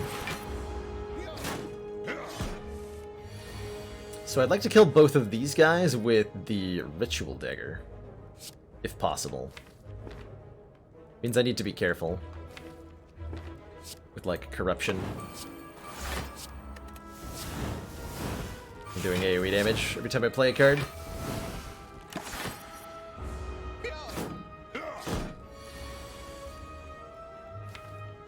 Exhume first.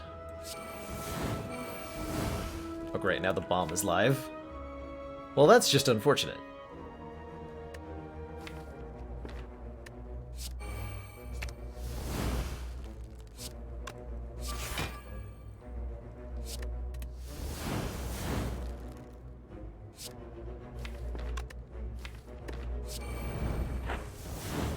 Really?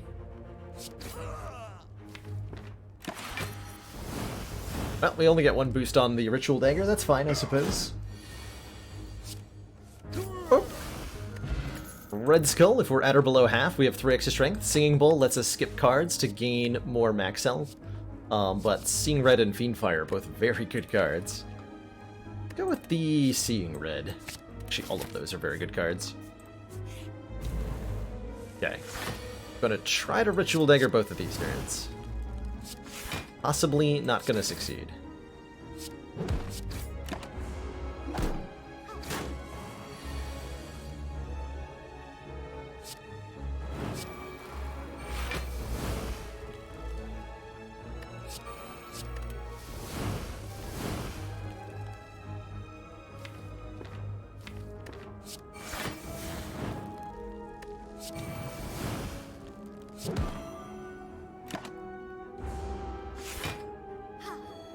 Our opening turns have been kind of lackluster on average, even when we get Corruption into play.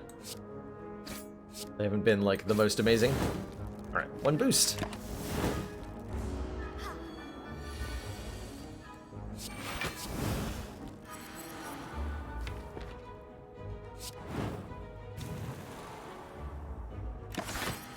Damage. Gets us closer to Red Skull anyway, right?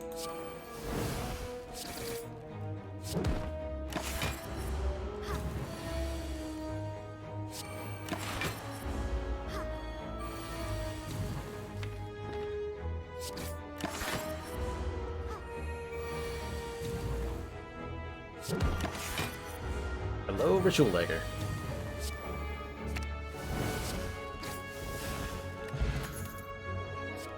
Intimidate is just like free. All these free cards with Dead Branch. So Ritual Dagger's already up to 35 base damage.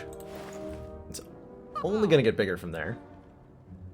Let's take a strike out of the deck. Passing all this other stuff. We don't need it. Don't need it. All we need are bigger daggers. Brighter futures.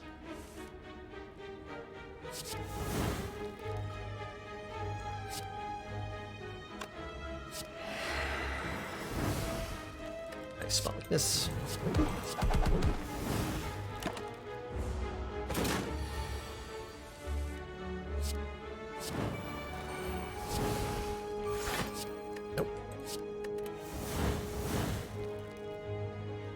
Fire?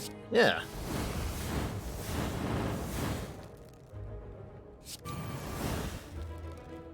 It's a disarmed nerd.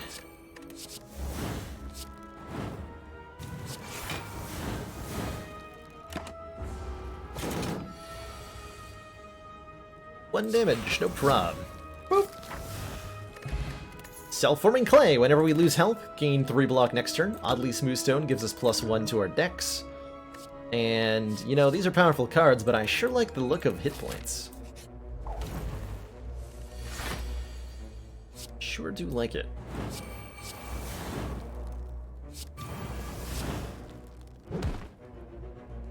Could just kill them all with the bomb, but that doesn't get the Ritual Dagger boosted, so we're gonna go for a wild ride here.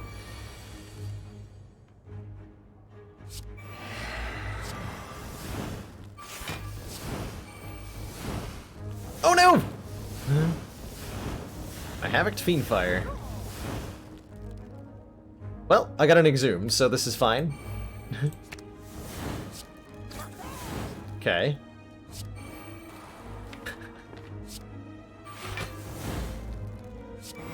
I accept this outcome.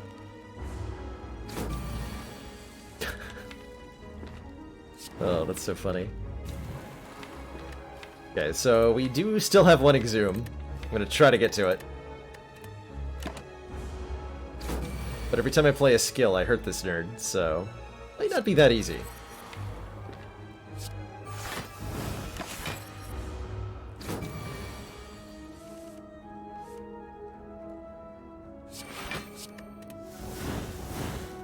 That was gonna exhaust anyway. Wait, I can't actually Exhume now, because Exhume will kill him. Oh well. We boosted it one time.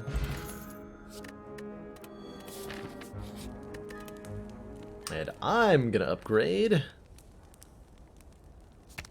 Fiendfire, I think.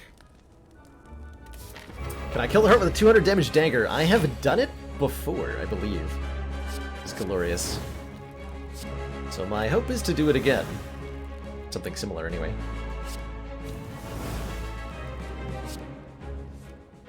Ritual Dagger next turn. Doesn't specify a minion. Or non-minion, rather. So it works on the little minions of the automaton here. And everyone.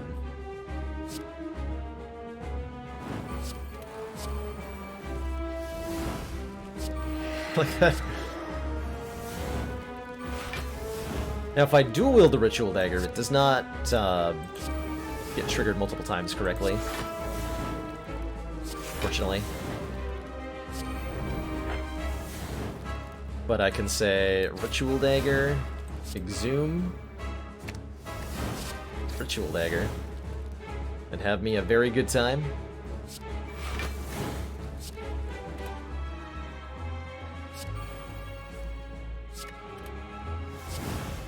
Also, I can dual wield this Berserk.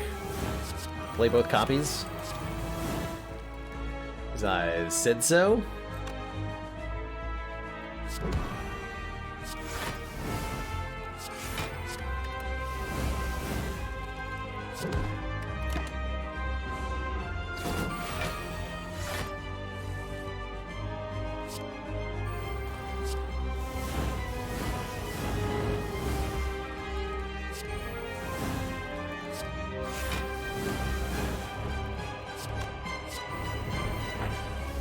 Just keep playing cards, I think.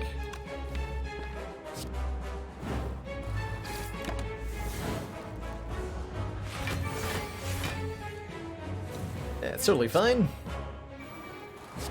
Nothing will ever go wrong. Just double down and play more cards.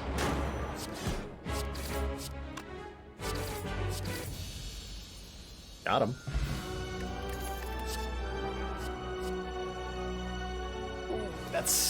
I think it's hard to turn down a Barricade with Dead Branch Corruption. It's like the one card you're always looking for. Does it mean we can stack Infinite Dagger against the Grim Leader? It does, as long as we can avoid killing the Grim Leader and avoid dying, which is something I've always wanted to do, but never have had the opportunity to stack a Ritual Dagger infinitely in one fight. Like, if we did that on this run, right, the Charon's Ashes would kill the Gremlin Leader after we tried to do that for not that long. So we need a run with Dead Branch or Nilri's Codex and Ritual Dagger and, like, a way to block really, really well. And if we get all those things together in against either Reptomancer or Gremlin Leader or Collector, those are the three fights where you can infinitely farm minions. Then you could infinitely stack your Ritual Dagger. It's so niche I've never seen it done, but it is in theory possible. Ooh. Do I take a Pandora's box and transform all 6 of my strikes into Fens? Or do I take the Black Blood, which heals us 10 at the end of each combat? Or do I take the Runic Dome, which gives us energy but prevents us from seeing enemy intents, with the intent that we don't care what the enemy is doing, partially because we have Barricade, partially because we are so dang strong.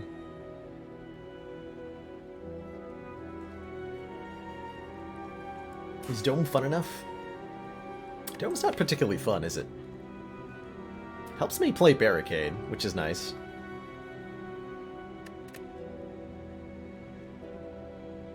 You don't trust Runic to keep my streak going. I do. Oh, I definitely do. Runic Dome. Gain an energy at the start of your turn. You can no longer see enemy intents. This is I think this is a good opportunity to show off what Runic Dome can and cannot do. Pretty well. I see 3 more elites up the far side here, so let's do it. Let's do it. Let us do it.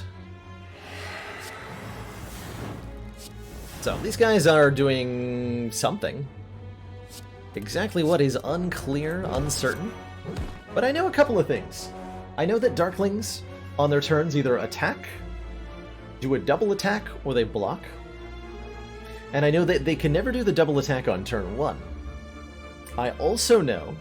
So the maximum incoming damage here is like 30-ish, and that's before we apply the weaken. In addition to that, the one in the middle can never do the double attack. That's something only the ones on the end can do.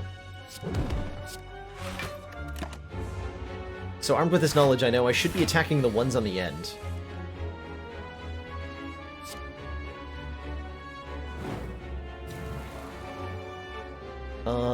Ritual Dagger is not going to get a boost here, but it will definitely make this a lot less ugly. So, kill this guy. Shockwave this guy. Guaranteed to be attacking me, but only for a little. 9. 9 is, as they say, fine.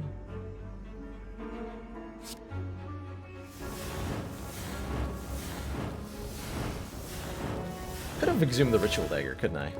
Well, decided not to. Clothesline plus? That's a lot of weaken. Let's take max health, though. Ancient Potion we're going to carry to the heart. Possibly alongside this Speed Potion. But at the worst case, this Ancient Potion can block Vulnerable against the heart, which is a pretty big deal for us. Ritual Dagger this nerd.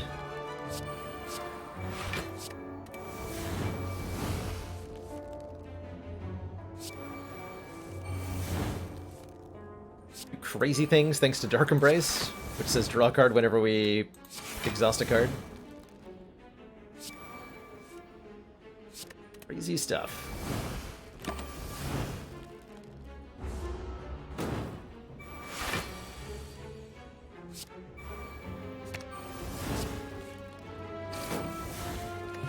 Dagger back.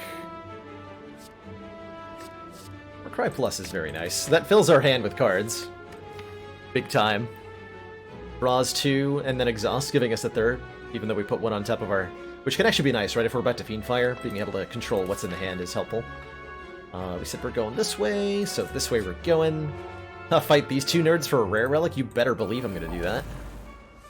Heck yeah. Especially when I can just Ritual Dagger one of them to death. Quite easily. And by one of them, I probably mean both of them. Boop. Hey look, it's a fight against one ore blocker. Convenient.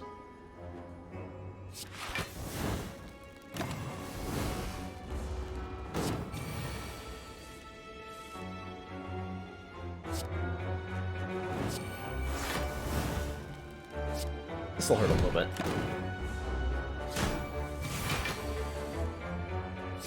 The Ritual Dagger back and stab. Ice Cream! Energy is now conserved between turns, and hey, is that a Reaper I see? Do I need a Reaper? No. Do I want a Reaper? Maybe. Yeah, but where's the Brimstone? But where's the Brimstone?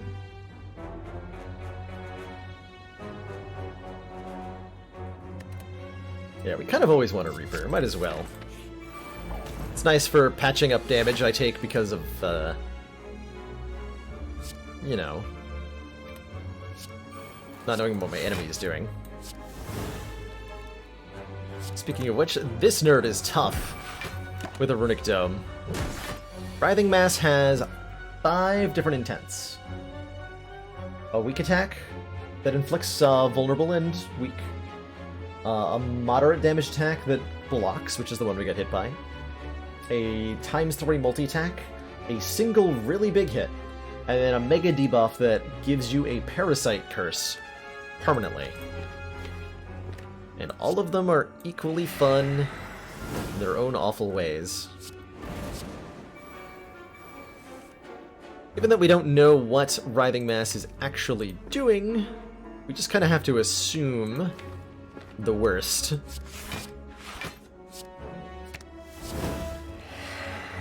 Play like we don't know.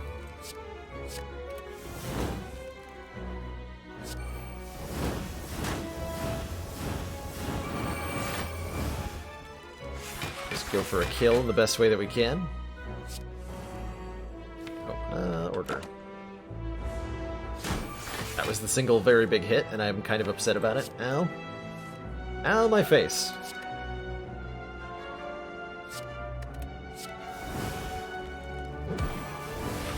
Okay, Impervious, very nice. Very good.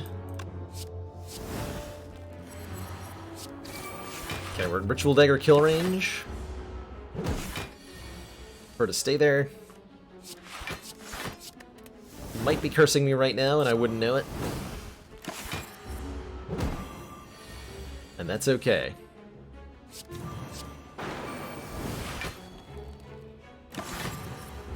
Take that risk. I took that risk. And now we have a curse. Risk taken. Nothing ventured, nothing gained, right? Secret weapon. Secret weapon is very nice. Discovery is very nice. 2 hit points are very nice. Just get this deck crazy town. Maximum Crazy Town. The hell am I upgrading? How do I block against the heart? I mean, having 90 health will help, I guess. Presumably we're gonna get a Feel No Pain somehow. Corruption upgrades are nice. Yeah, actually, we should start upgrading, especially with Ice Cream, right? It's quite meaningful to upgrade them. Alright, Giant Head is not a big problem. At least not yet. He gives you 5 turns of setup, during which he counts down, and will only attack for at most 13. But once the countdown ends, things get a little ugly.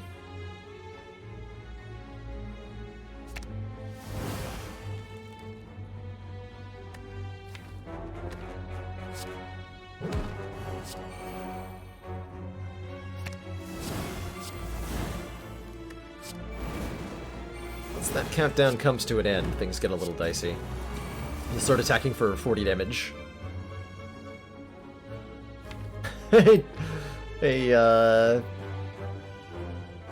Twiction? Hello and welcome. We're currently on Ascension 11 of the streak, which means we're theoretically more than halfway to the goal. In practice, I think it'll be a little bit harder than that. But here's hoping, right? Here's hoping.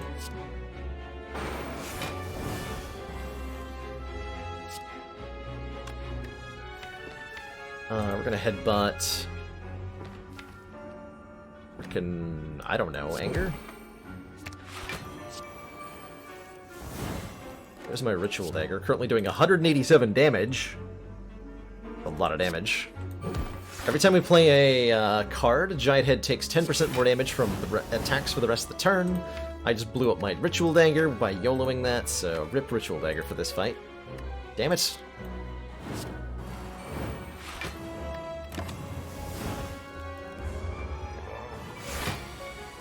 Dang it! Curse you, Giant Head!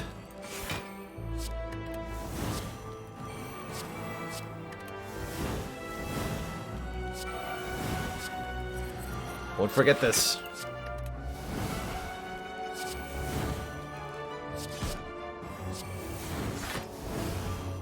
Hey, there's the thingy.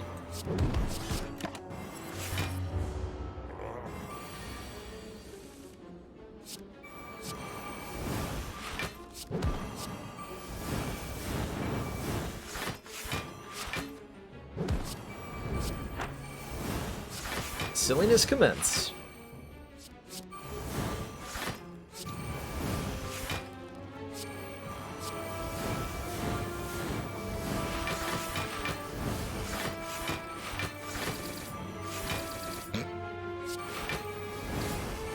Silliness has commenced. Boop. Good fight. Molten Egg. When we add an attack to the deck, upgrade it. Gremlin Horn says if we kill an enemy, we draw a card and gain 1 energy. Well, you're just a big bully. I am. I think I'm also gonna take a event over a campfire here. Because I like... That's 2 upgrades for the price of 1. I think I'm gonna take the Sapphire key here, which lets me take whatever's in this chest, which is meat on the bone. Our hit points are at or below half, heal 12 at the end of combat, sure, whatever. 3rd Corruption feels maybe a little unnecessary. But I do like it. Get rid of that Parasite. And I think I just replaced the max health by buying a Strawberry. 7 max health. Helps a little bit. This could be our plan against the heart. If we have a bad draw, our survival mechanism is don't die. Because hit points. Don't even die. Hit points. Nemesis can be attacking for up to 21 on turn 1, so we go defend, defend. Totally block. This turn is way worse for us. He could be attacking for 45, might not be attacking at all. No real way to know, unfortunately. Kind of brutal, truthfully.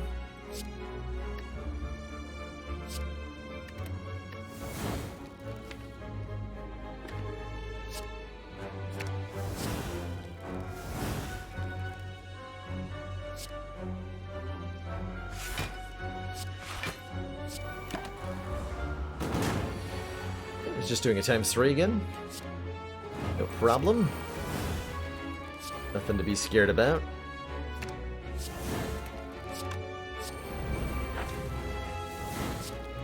Oh, now we're talking.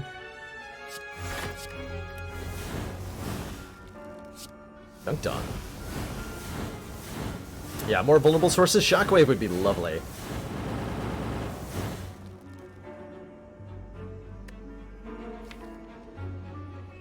Shockwave would definitely be lovely.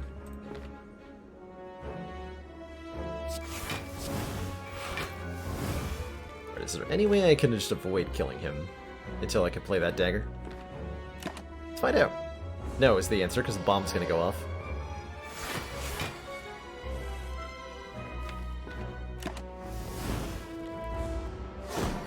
Unless... Lantern! Start combat with 1 extra energy and 2 additional cards. Be a bag of prep.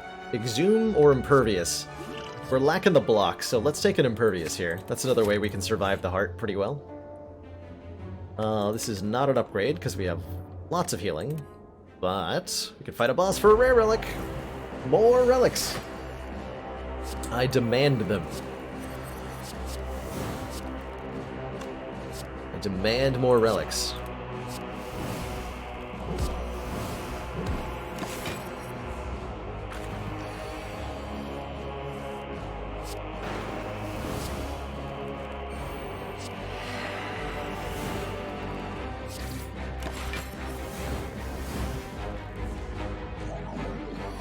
Crush.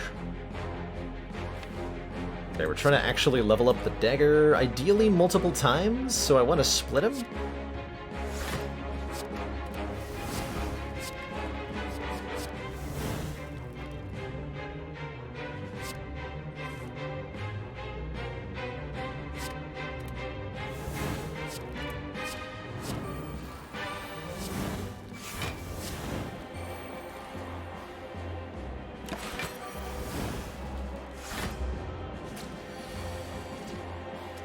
Secret weapon, a ritual dagger. Dagger. Exhume. Dagger. Beast Pipe. We can now remove cards at rest sites, because why the heck not? Because why the heck not?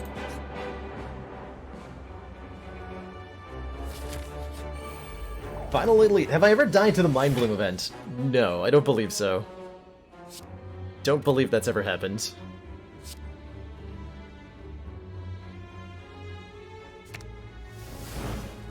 Ritual Dagger works on the daggers. That's why they call it Ritual Dagger. It's not why they call it that. But I'm gonna pretend, okay?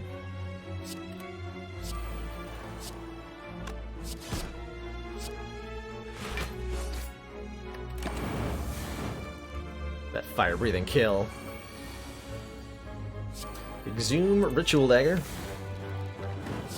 Play the dagger.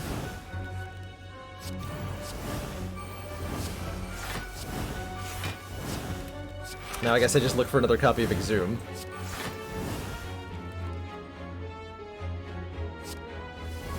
By killing her. Yeah, I have definitely taken like a lot of damage to Hexaghost. Just bottle that Corruption Plus. Don't mind if I do, which means I could toke the other one, but I gotta remember to recall here. But the worst card in the deck is now the other copy of Corruption. Fun facts. Fun facts.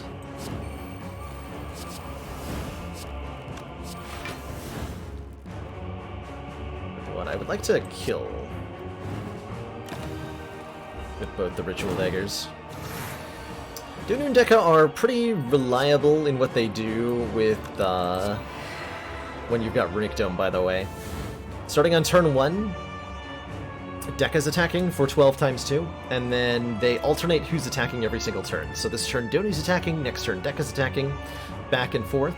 If you lose track, an easy way to remember is that if they have block, Deca's attacking, and if they don't have block, Donu's attacking, and that's only not true on turn 1.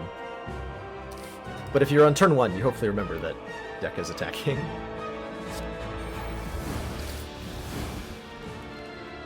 Hopefully.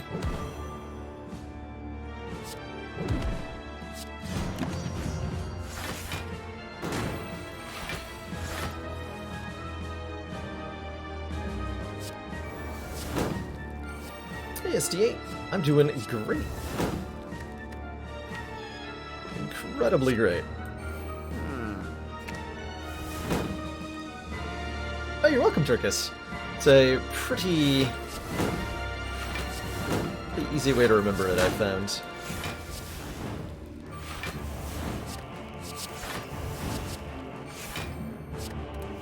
Just gonna go ahead and go to infinite block, I guess, or whatever. That seems fine. It seems very fine. I have 3 bloodlettings in my hand? Oh my god. Why? Okay, there's an exhume. Good stuff.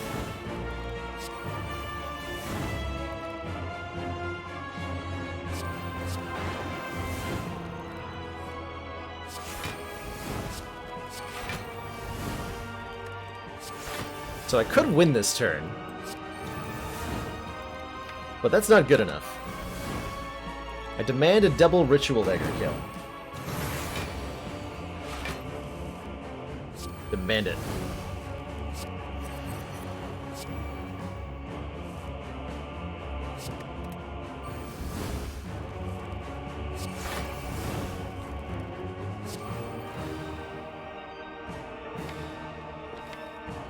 Still an exhume in there. Get our trench back. For safety!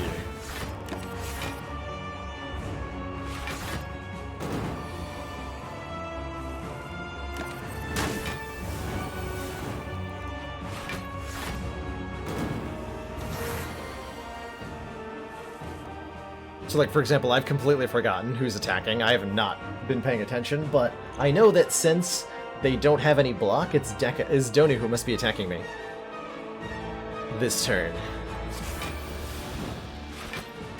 Hey, there's our Ritual Dagger. Boop.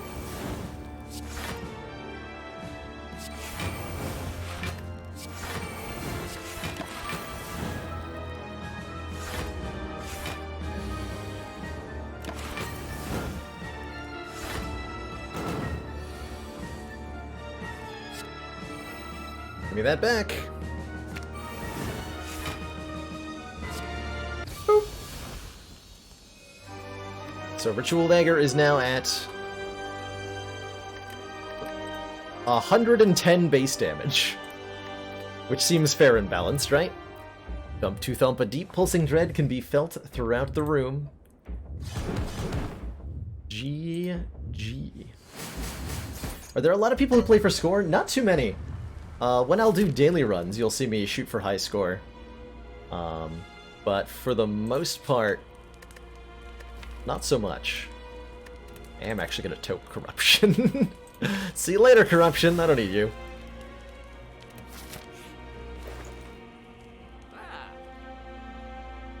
Man, I can afford Chemical X or the Whirlwind, but not both. So disappointing. The disappointment is real. This is probably just a Fiend Fire pickup here. So that we have another massive AoE Dunkalicious attack. Could just remove a card. That's also completely viable. It's just remove Strike. But I think Fiend Fire is way more fun, so we'll buy the Fiend Fire. Welcome to the deck, Fiend Fire. That Ritual Dagger sure looks auspicious.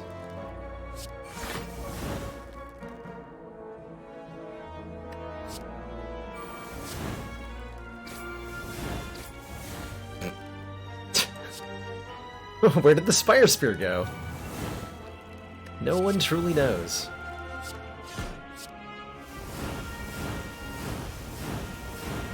But Ascension will actually start worrying about losing. Oh, we're already up there. We are definitely already up there. We've had a couple of close calls on some of the runs. Just not yet, I guess. I'll take another Infernal Blade, I think. Am I blocking enough? Does it really matter? Got Reaper Plus. How could we lose?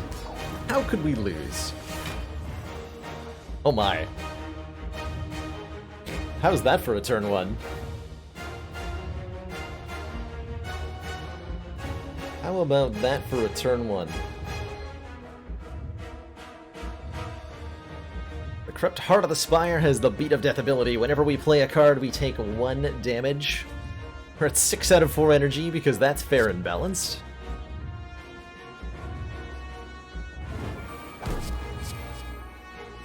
And Disarm is also fair and balanced.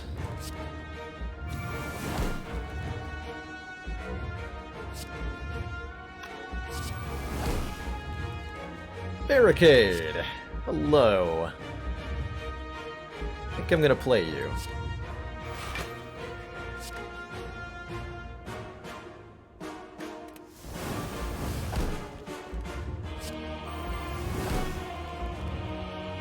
Definitely gonna play you. Also gonna play the Ritual Dagger. Exhume it. Casually cap the heart on turn 1.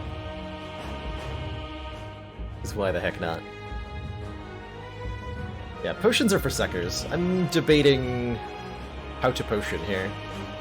Not actually that many block cards. We'll find plenty.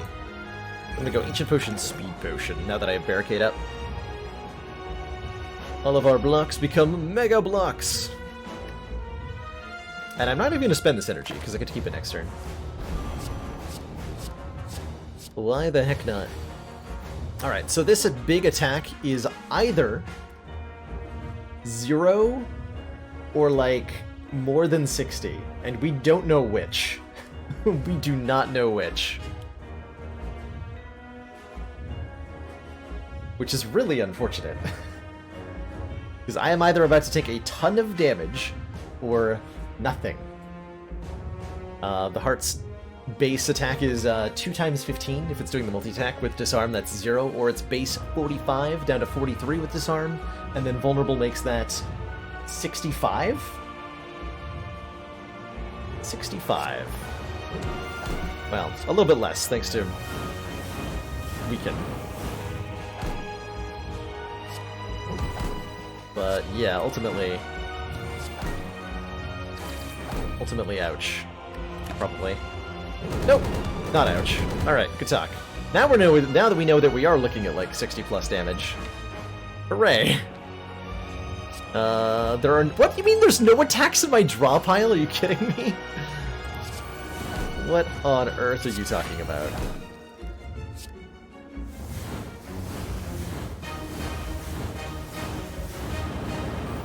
It's 20 cards in there. It's nonsense. Can't do that to me. Oh hey, dual wield Feel No Pain. Well, that makes this a lot easier. Feel No Pain. Feel No Pain. Juggernaut. Second Wind. That should be good enough. Actually, that's not good enough. I'm still taking damage.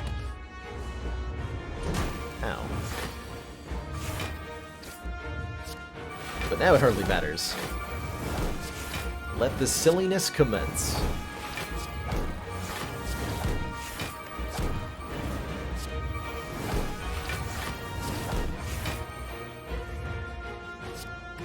Havoc the Burn! Get it out of here.